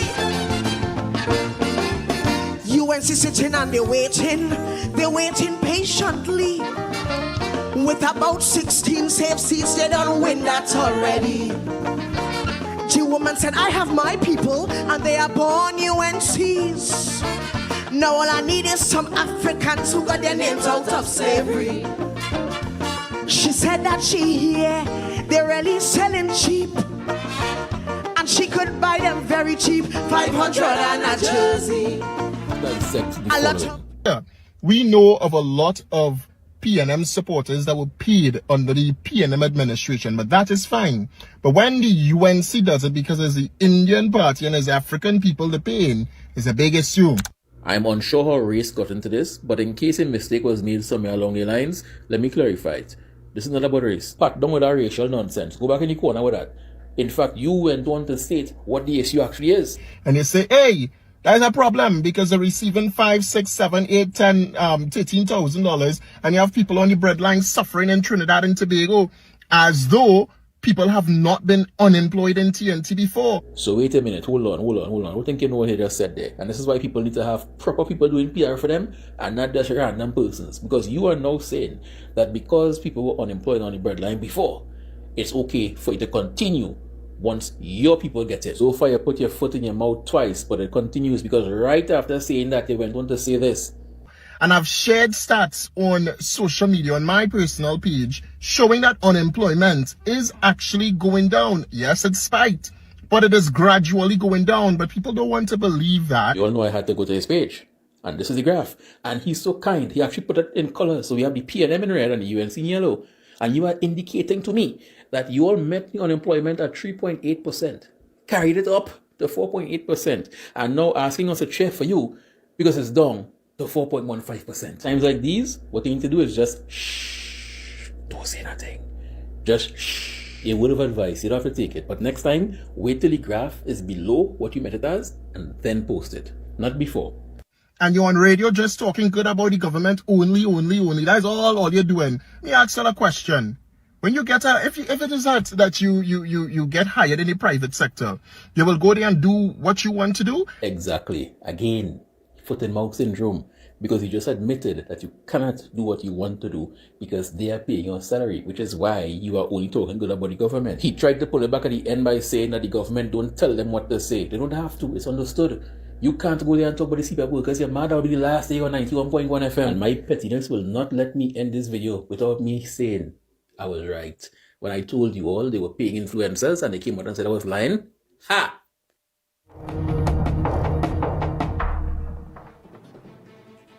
Ask them, watch them. We come to stay. And they see this squad will make sure that the UNC stay in power. So let them pat down now. They were not listed on paper as an influencer unit.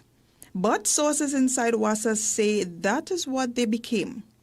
Guardian Media found 9 social media influencers among 416 people hired or engaged by WASA between April 29th and November 30th, 2025. Their monthly salaries totaled around $85,000. The 9 included well-known personalities such as Stark Grimes, Natty Royal, Matara French, Mr. Miss, and Twiggy. Guardian Media reviewed videos showing some of them wearing WASA-branded shirts in offices and on project sites. In one video, some supported the government's $3.4 billion HDC contracts to 11 contractors. Contracts now under review by the Office of the Procurement Regulation. A WASA source said some of the influencers were placed around corporate communications to respond to online criticism. The source also alleged some were not qualified or useful to WASA's core work. When contacted for a comment, one of the influencers, Stark Grimes, said the issue was a pointless conversation because, in his view, many people were already working at WASA who were not qualified. An internal WASA recruitment report said post-election hires were needed to address manpower shortages across multiple departments, but it did not identify who selected or approved candidates, whether posts were advertised, or if interviews were conducted. Guardian Media found only 3 vacancies advertised within the last 13 months. Guardian Media obtained screenshots of a February 1st WhatsApp status of then-acting Human Resource Director Mervyn Gibson. The message, believed to have been posted in error, referred to 2 names sent by the CEO for immediate hire. It said the people were to be called on Sunday to report early Monday and start work. Gibson resigned the next day. In February, Guardian Media requested WASA's hiring records under the Freedom of Information Act, seeking recruitment documents and payroll details. But WASA passed the request from its FOIA officer to an external firm. WASA's external attorneys requested 42 more days to process Guardian Media's FOIA request without explaining the legal basis. While WASA said the matter involved operational, legal, and personnel issues under review. Public Utilities Minister Barry Padarath could not be reached for comment. Minister of Public Utilities Barry Padarath says he is satisfied with the information provided by the Water and Sewage Authority on its hiring practices. He dismisses opposition allegations of an employment racket at the authority and is insisting he will not dance to the tune of the People's National Movement. There was a process to hire persons. When the issue of hirings at WASA was raised with me, I did indicate that WASA had advised that some of these persons were on short-term contracts. These persons are eligible for employment just like anybody else, and once they went through the process, I have no difficulty with WASA hiring persons who have gone through the necessary process to legitimately be hired at WASA. Chief Whip Marvin Gonzalez has continued to criticize the recruitment exercise, claiming bloggers were hired as part of a political propaganda operation. In an interview with the TV6 News yesterday, Minister Padarath said he is unfazed by the claims. I want to remind you I am the line minister with responsibility for WASA. However, I do not sit in the HR division or the finance division or the procurement division of WASA. and therefore the company continues to operate. And therefore, as I said, once people went through a process that WASA is satisfied through their Human Resources Department, I am comfortable with the information that WASA has supplied to me. It is disingenuous, almost ridiculous, to suggest that these persons are hired as anything other than the job specifications within their remit or their job title. He finds the PNM complaints to be hypocritical. Further, I'm still awaiting the media's publication on one Rhoda Barrett and several others that I could name who were financed through government contracts, sole selected by the People's National Movement Administration to spew vitriol against the United National Congress and others in our society. So spare me the hypocrisy. Minister of Public Utilities, Barry Padarath. Right now, I happy. Right, so goodness! Oh my God, so you'd stand up with this one. All you know, I changed my life, right? And I'm not a person that I used to be in the past, right? And I'm thankful to God for that. You know, so I ain't come to cuss nobody or bash nobody like how they're bashing me. What Matara have? I'm sir. I realized a lot of people was upset that a black poor ghetto youth trying to strive for better in life, to try to take care of her family and herself, right? But what hurt me the most is seeing the radio announcers, right, on the air bashing women, which was men, you know, on the radio, bashing me, wasn't women, was bashing me, you understand, because they want to know what qualifications I have, right, to hold this job at WASA before they do the research, right? At the end of the day, mean shame to say what I doing, because WASA holds a lot of positions, right, for a lot of people, right? And my qualifications, I will let you know what I doing. I got in grass, painting pipes, maintaining the pump stations, working, raking, and stuff like that. And before all you bring me down, because all you think I didn't deserve this job because apparently I ain't smart enough, you understand, to work no way. But I just want to thank everybody who gave me a chance in this life to show them what I could do, you understand, because I'm working for my money. I'm not begging, you understand. And to see your own people upset you're working, you understand, and they're all on the radio bringing you down, discriminating you. You understand? Because you're looking for a way out of poverty. You understand? So I come here to let everybody know who qualified and who not qualified and have jobs out here for all of we. And don't ever make nobody make you feel you don't deserve things that God set out for you in this life. And that is all I come to say. At the end of the day, big respect and big manners, you understand, to the government that I stand with, who put out job opportunities not only for me, but for thousands of people, big up Kamala, to go and apply to be employed. And I went and I got the position that I think I was qualified for and I could do, right? So to everybody who bashing me, may God bless you guys. Have a good life, right? Right? If we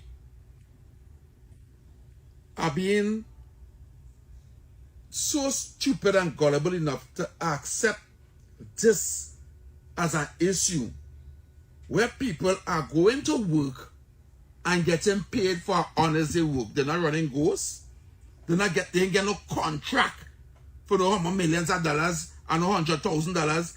They're getting a salary, and even if they're working in terms of as a contractual arrangement for a year, 2 years, all these things, so be it, they are working for their money. So you're trying to say because I'm on social media, I can't get a job? No. Or I don't deserve a job? You deserve CPEP and URP. That is it. That is what you deserve. That is what everybody It makes no sense. Why are we even making this an issue? Right?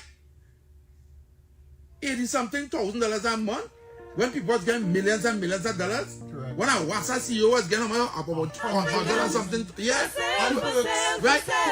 I don't understand why all of a sudden these things are a problem, right? I don't know, boy, something wrong with me. This is not normal. We see qualifications.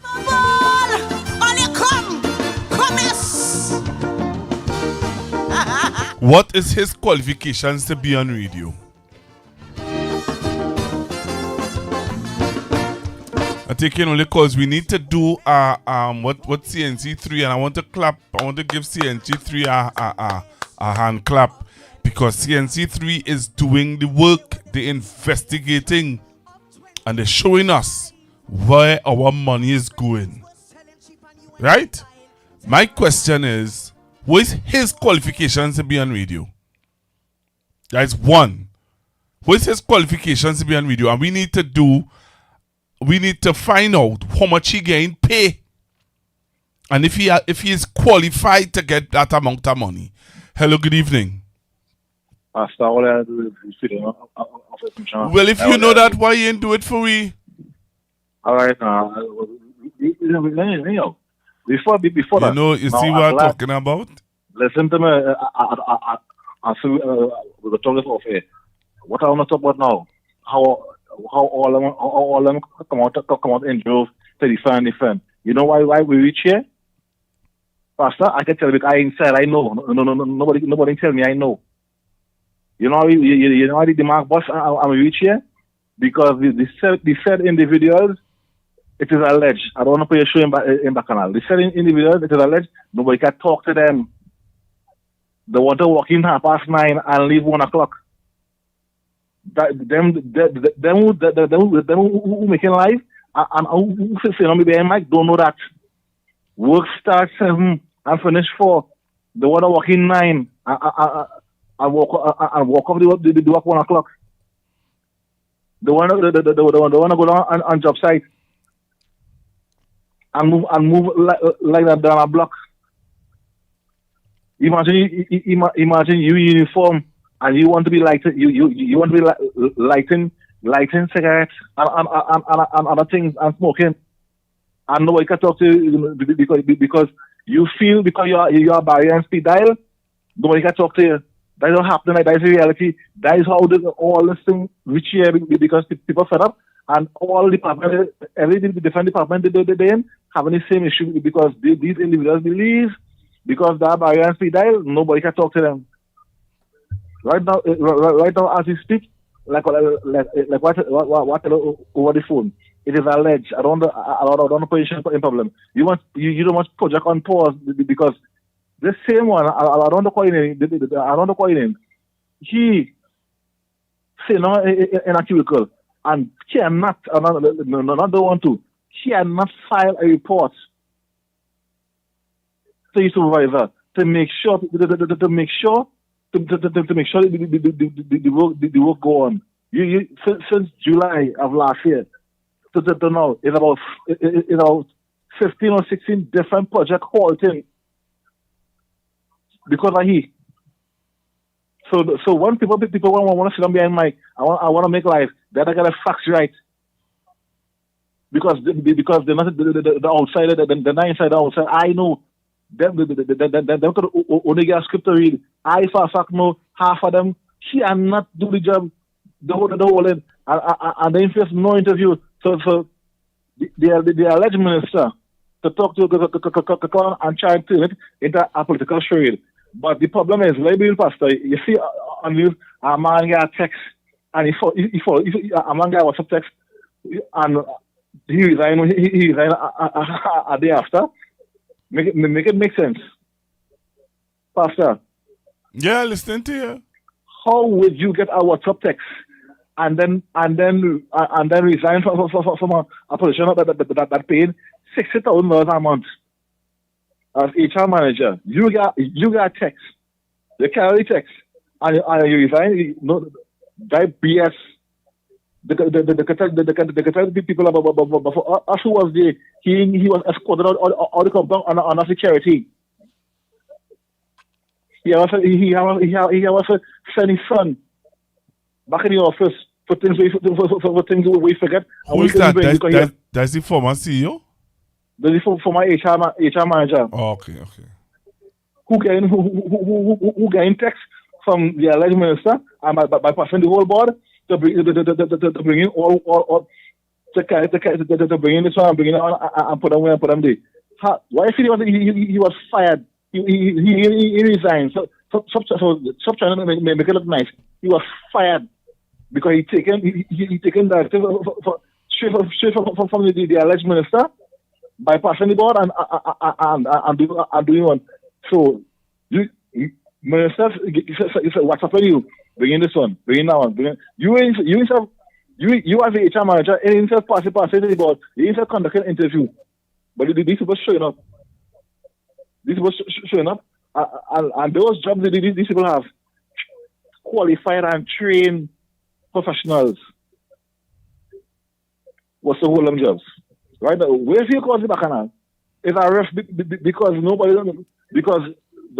can talk to them? Any manager looking to come down and one time the Barry and see that. So why should it be Mark Boss? Because Barry started that whole mess. It is alleged. Sorry, I want to push it for the alleged minister start a whole mess. If he had him there doing making them feel untouchable. All right. So that's why the Mark Boss. But I don't want to say no more because I want to make space. But you see these influencers, you see all that they get all the facts right first. Before all come out and talk, think what I know. All the outside inside I know.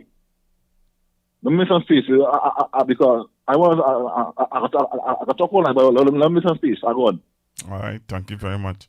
All right, so taking your calls on 464-7003, 464-7003, 464-7003.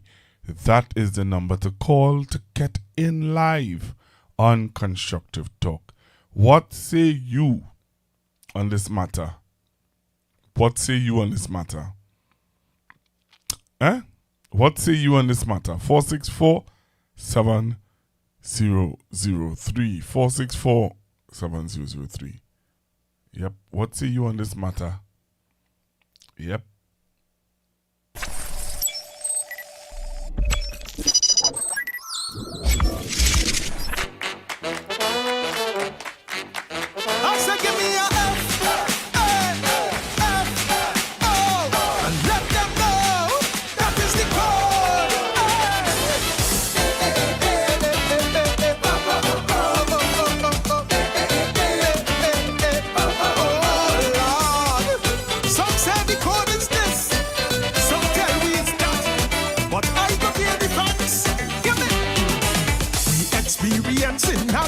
Phenomenon with serious issues, mankind choose to fool around.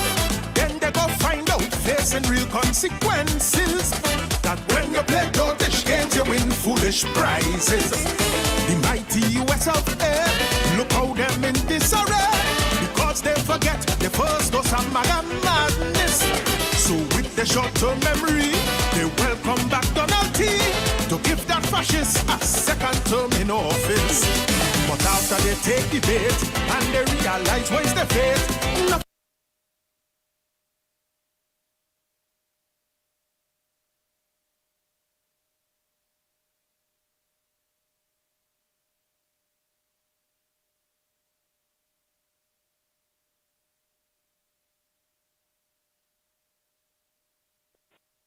Hello, good evening.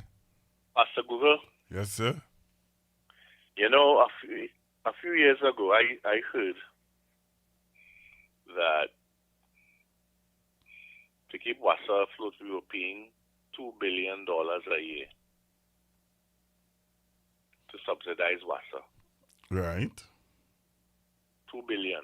Not 2 million, 2 billion. Yes. And now we have added to the coffers of WASA. But this is not the first time. This is not the first. You know what I would say to this? Just to chime in on something when you said that. MP Marvin Gonzalez talked about this in a opposition press conference. This exact thing, he spoke about it. I was trying to find it, to play it, to show.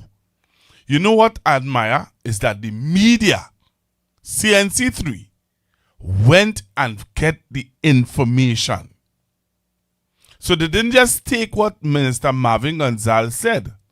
What they did was they full out a Freedom of Information Act form submitted to WASA. And WASA now has to respond. I would like for us to do the same thing for TTT. Talk City, to be exact. Well, I know years ago I heard, I talking about years ago, since I listened to news, that he's subsidizing WASA by $2 billion. $2 billion every year. Otherwise, according to Dr. Rowley at the time, WASA could not exist. $2 billion.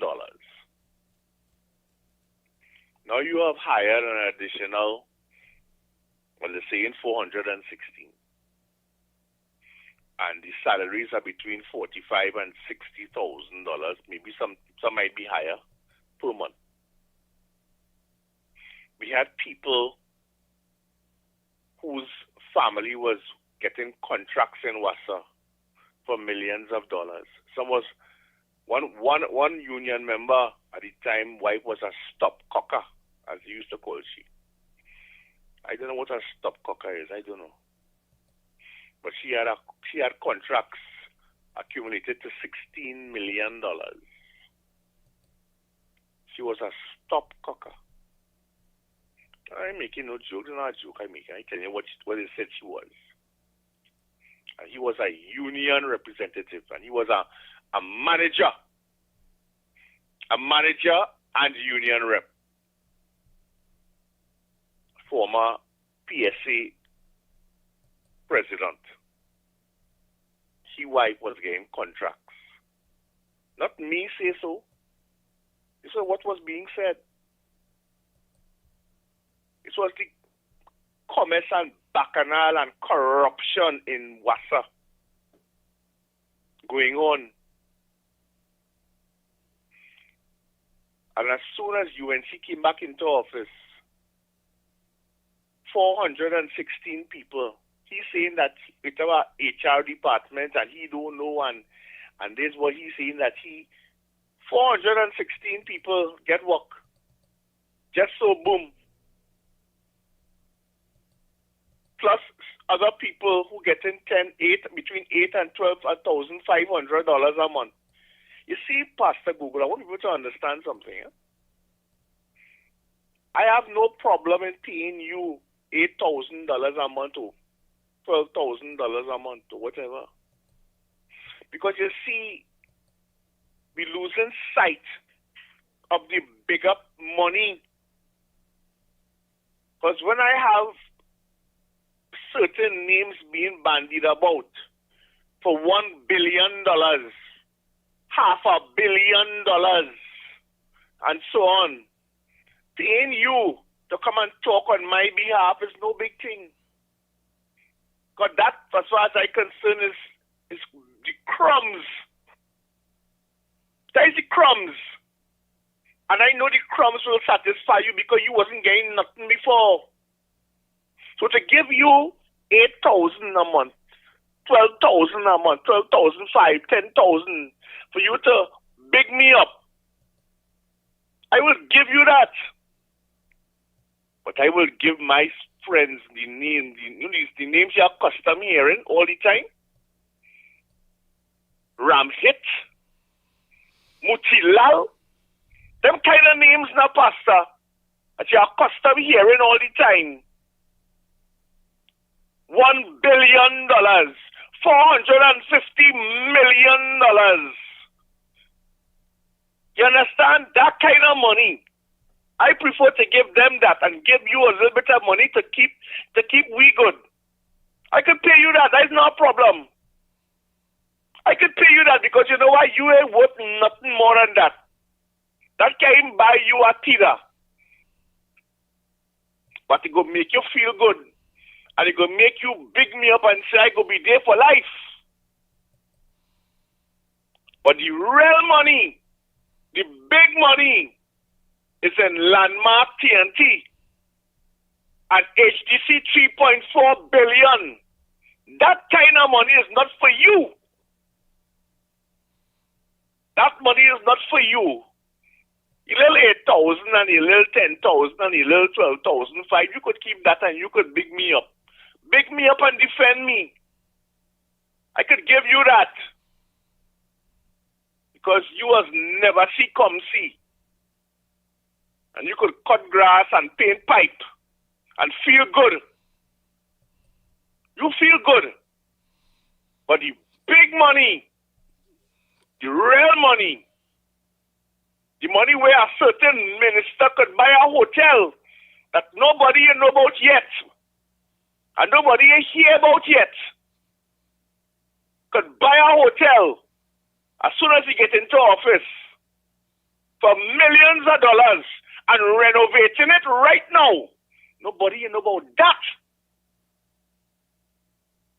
Nobody 3.4. And the same names, Mutilal and Ramhit and them kind of people that making the hundreds of millions of dollars that the family set for generations. I could afford to give you $8,000 and $10,000 and $12,000 and make you feel good. I could afford to give you that. I could afford to put you on radio station. No mind you ain't qualified. You big me up. You cost P&M for me.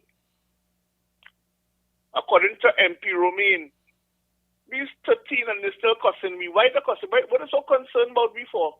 We can't change nothing. Them are constitutional majority. And them still costing P&M.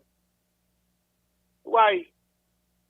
Why are you putting those people there to cost P&M still? Because you know why? You want to make sure that you keep the people's minds on the P&M cost out. Cost out the P&M and cost the P&M and carry on with the P&M.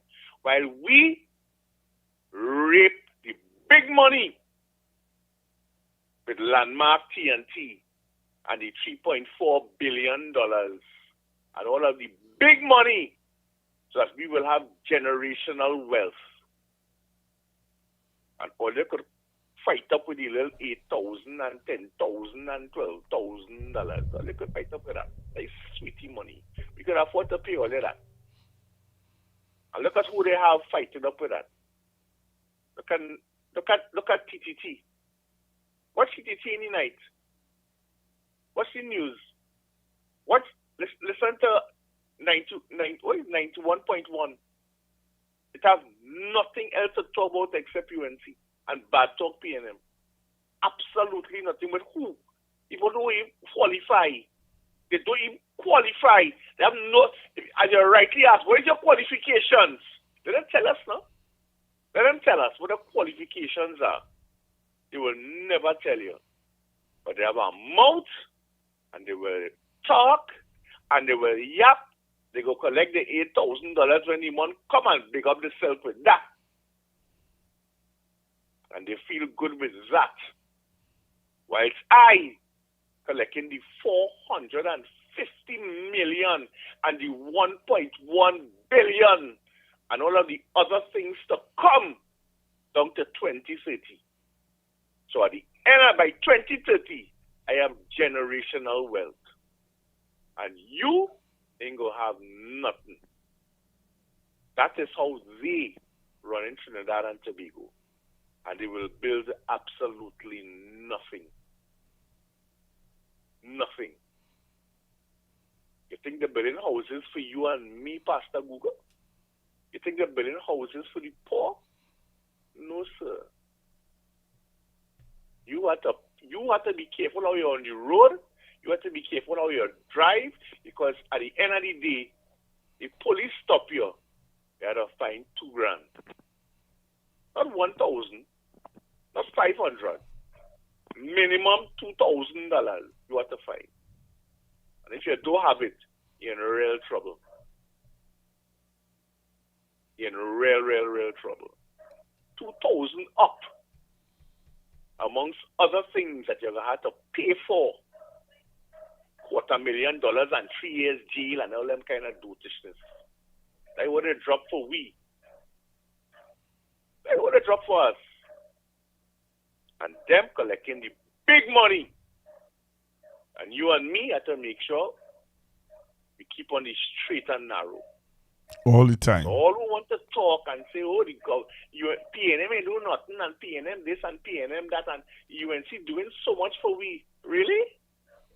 Well, let's stop there. Well, you heard the woman? Huh? I said you heard Matara? Yeah? You stop there and feel that everything good and everything nice. Yep. It's pain. Pain for the poor man.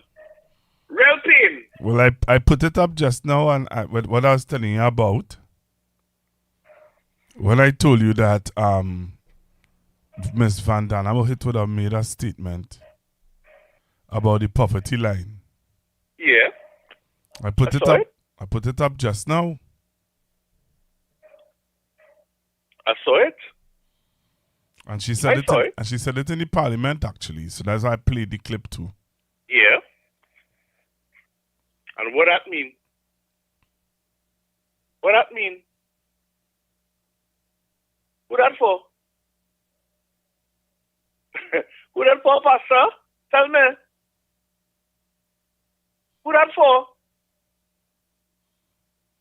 Pastor, I tell you, we getting fooled. But some people, not me, not you, but some will be getting fooled. Some of us getting fooled, Pastor. And taking it.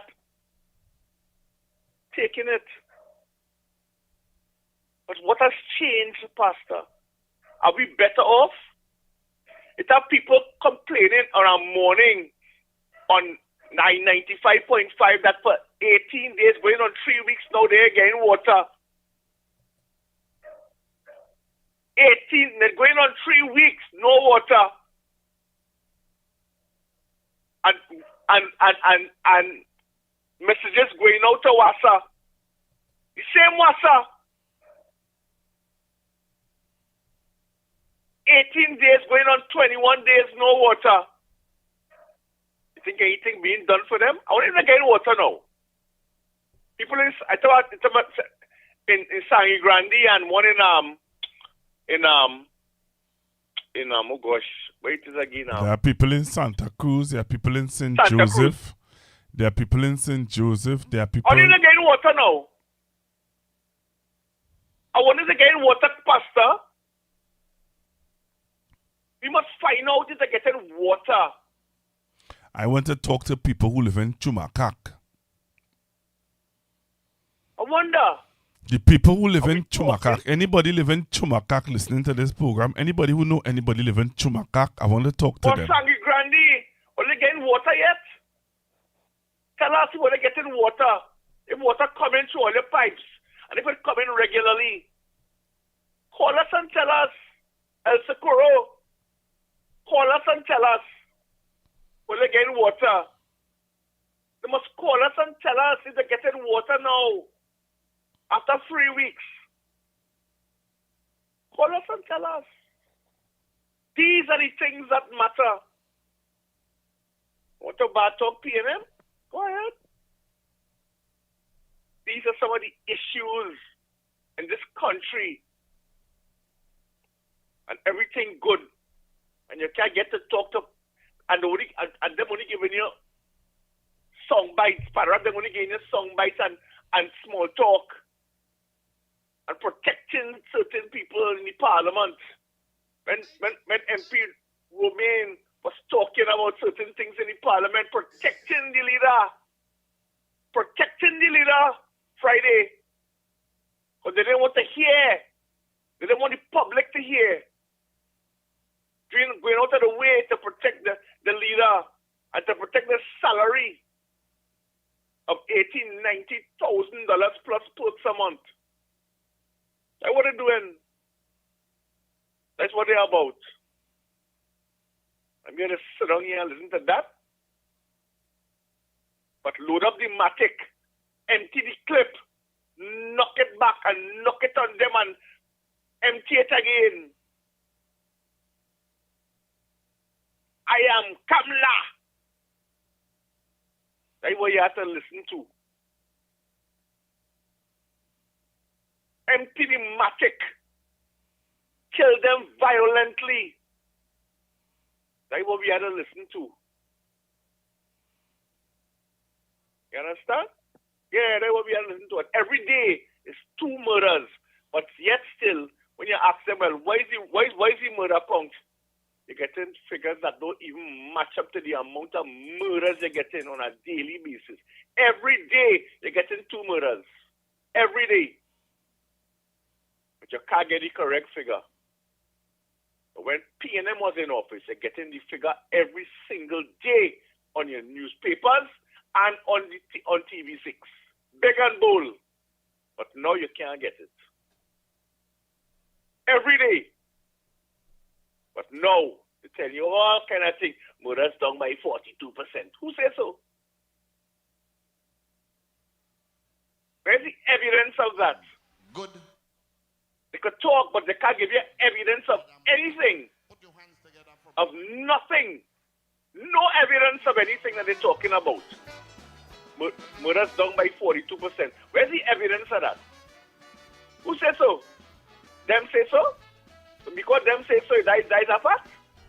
Where's the evidence? What you going to do?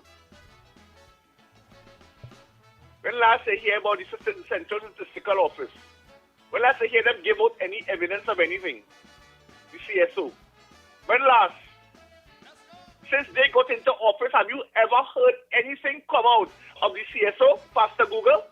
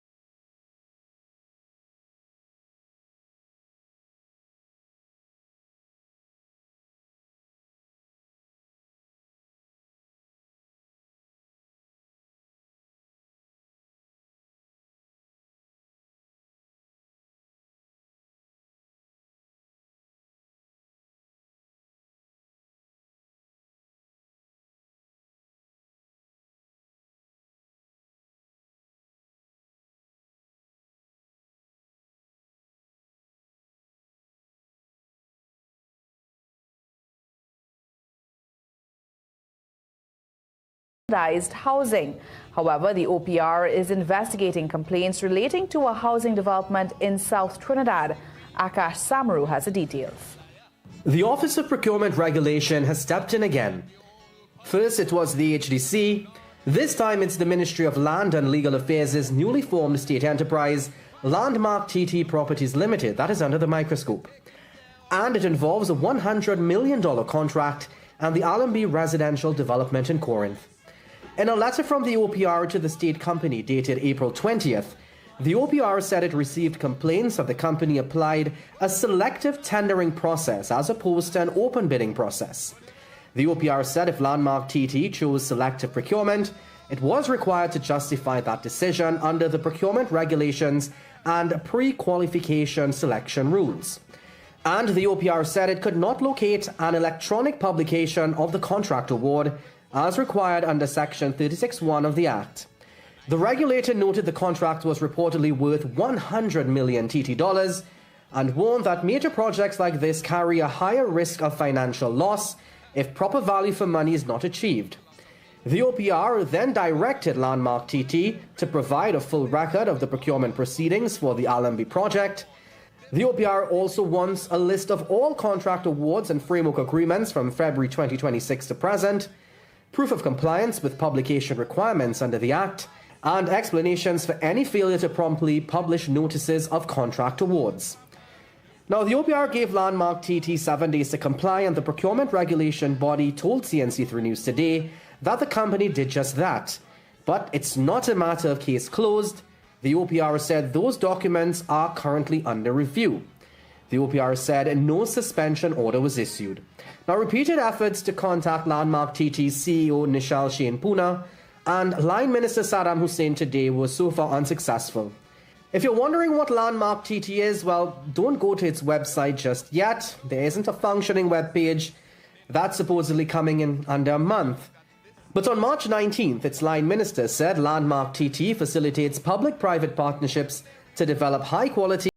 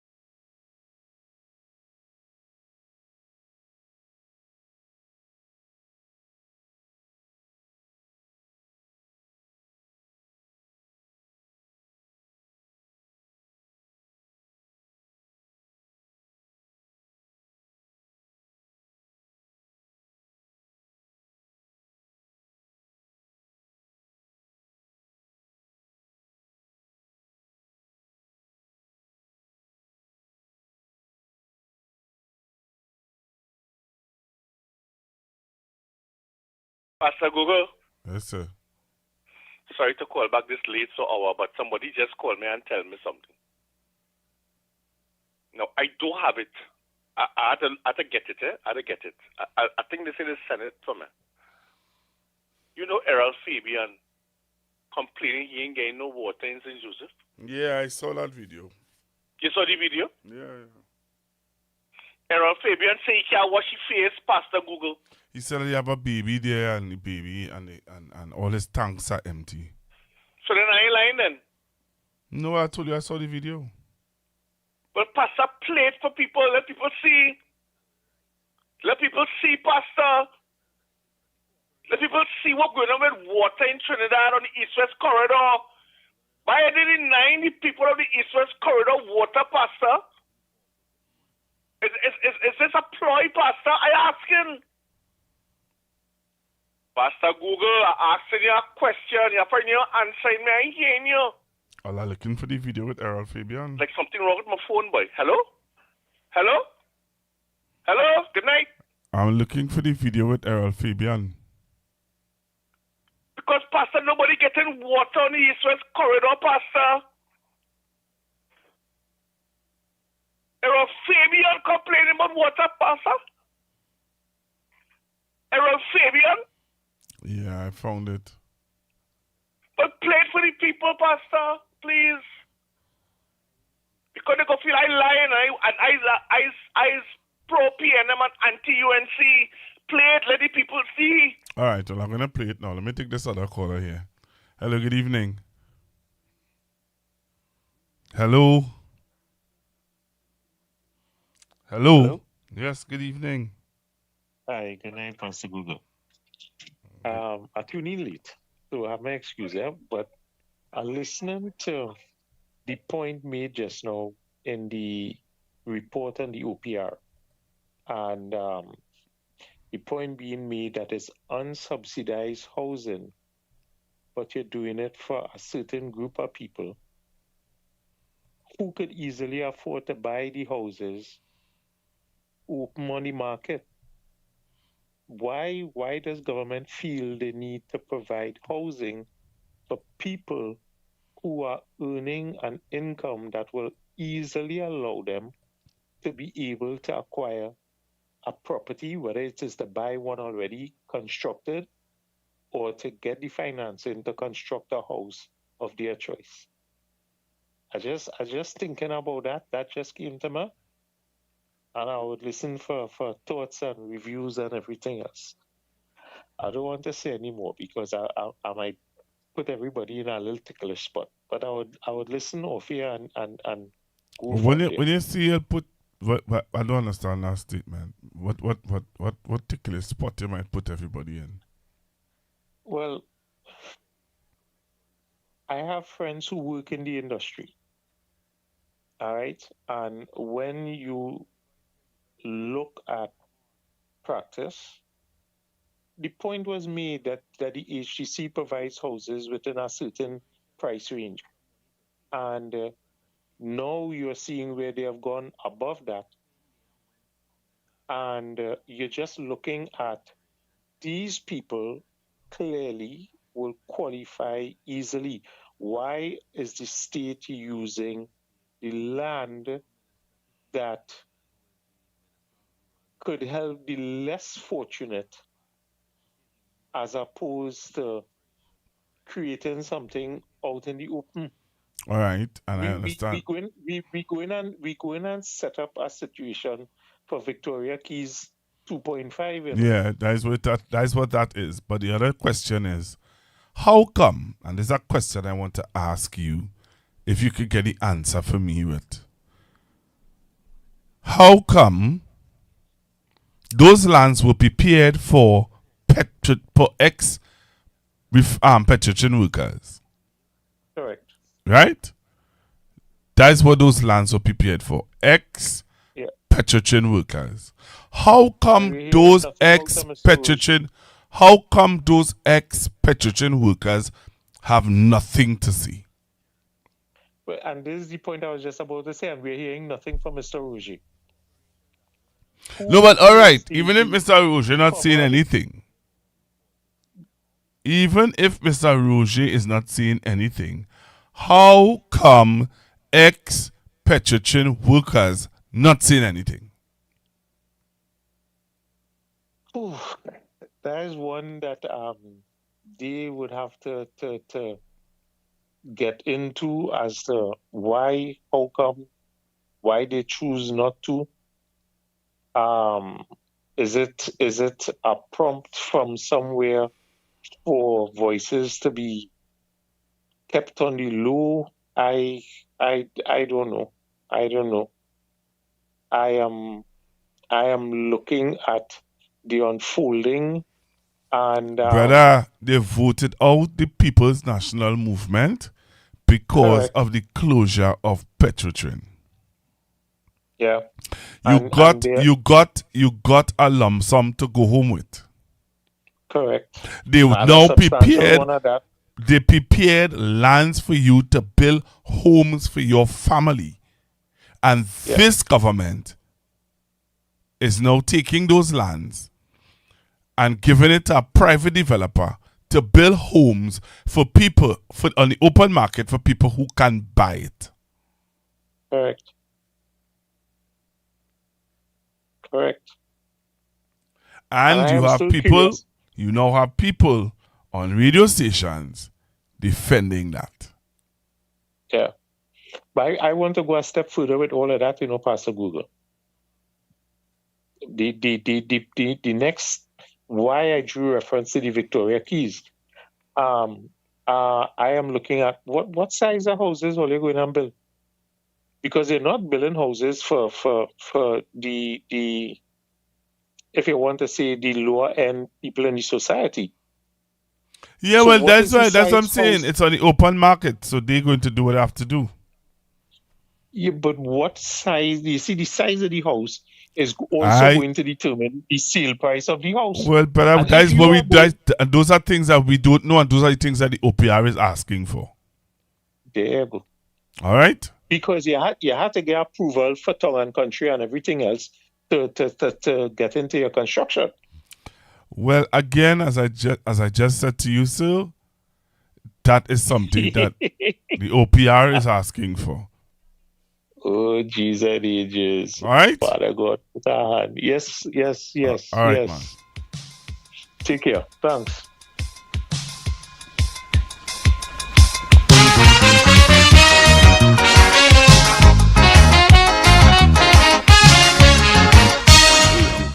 Good morning. How are you doing? I'm under some pressure, and I'm not alone. Why we don't have water in our pipe? Come on. That is a basic human necessity. It's not a luxury. Water is not a luxury. We need to have our water. I have a 20-month-old child in this home. I don't have water in the tap. I have animals. I don't have water. I have plants. Come on. I need to wash. Not just clothes. I need to wash myself. I ain't washed my face this morning. This is not right. This could never be right. And this is not the first time. You know? I do the tanks thing. I have tanks. I do the pump thing. I have the pump. But the tank, come on. This is a basic necessity. We cannot be boasting about what kind of country we are if we don't have water. Come on. This is not a fight against anybody. This is a fight for survival. We want water.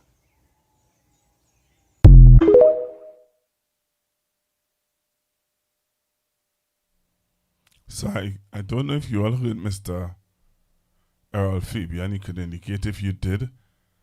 You can indicate if you did just by typing yes, you heard Mr. Fabian, or no, you didn't hear Mr. Fabian. All right. You could type in yes, you heard Mr. Fabian, or no, you didn't hear Mr. Fabian. Okay. 464-7003. You can also call in and let me know if you heard Mr. Fabian.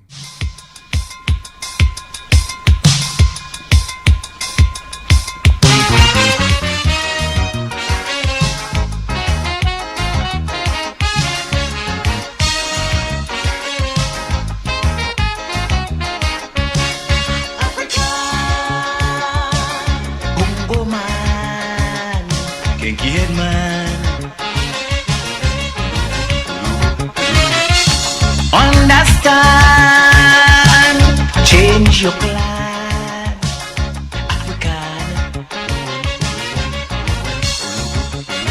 Since emancipation you dominated, it's cartel hard work African hated. We just passed 1991. This sounding like an ex-Yako airport scandal. Victoria Keys is a joke. Yako airport scandal 2.0 or 2.6 and section 35. Anyway, this is what the nation choose. So now people have to understand the power of the voting finger. When you're voting, study what you're leaving for your future generations, and not just a 10% at the end too short I get. Because they see all going on with our negotiation now. All kind of bacchanal and all kind of drama. Right? So I hope the nation understand how powerful the voting finger is. The information provided by the speakers and or presenter on Facebook and YouTube is for general informational purposes only. All information is provided in good faith. However, Constructive Talk makes no representation or warranty of any kind, express or implied, regarding the accuracy, adequacy, validity, reliability, availability, or completeness of this information.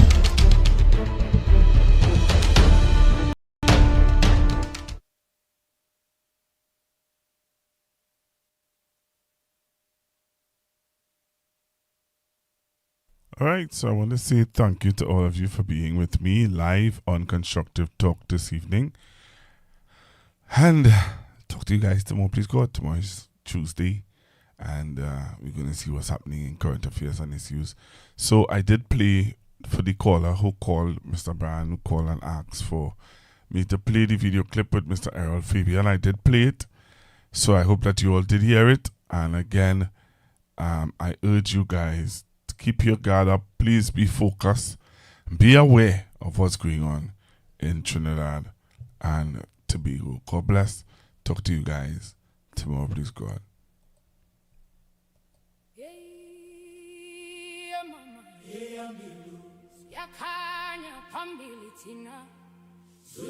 Yak and Friends proudly presents Uhuru 8.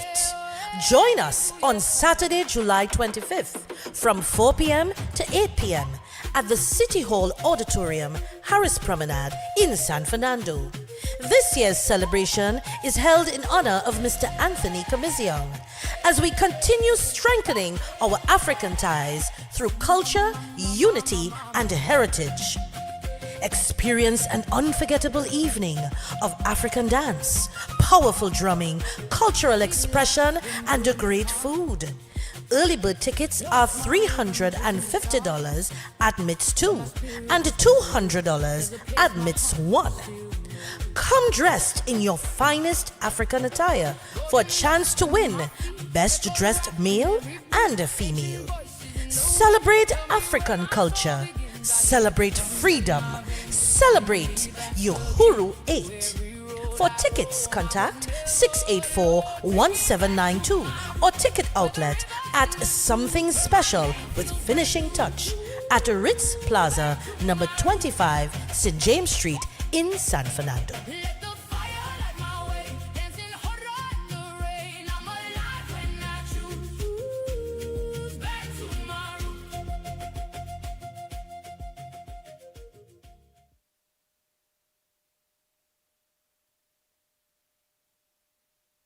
The Constructive Talk team with Pastor Google are asking for your support in their back-to-school drive.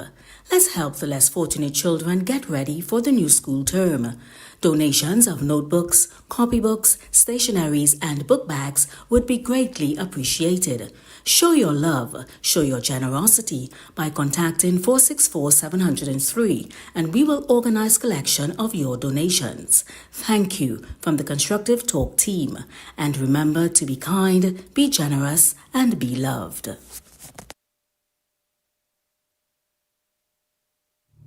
Coming soon to Constructive.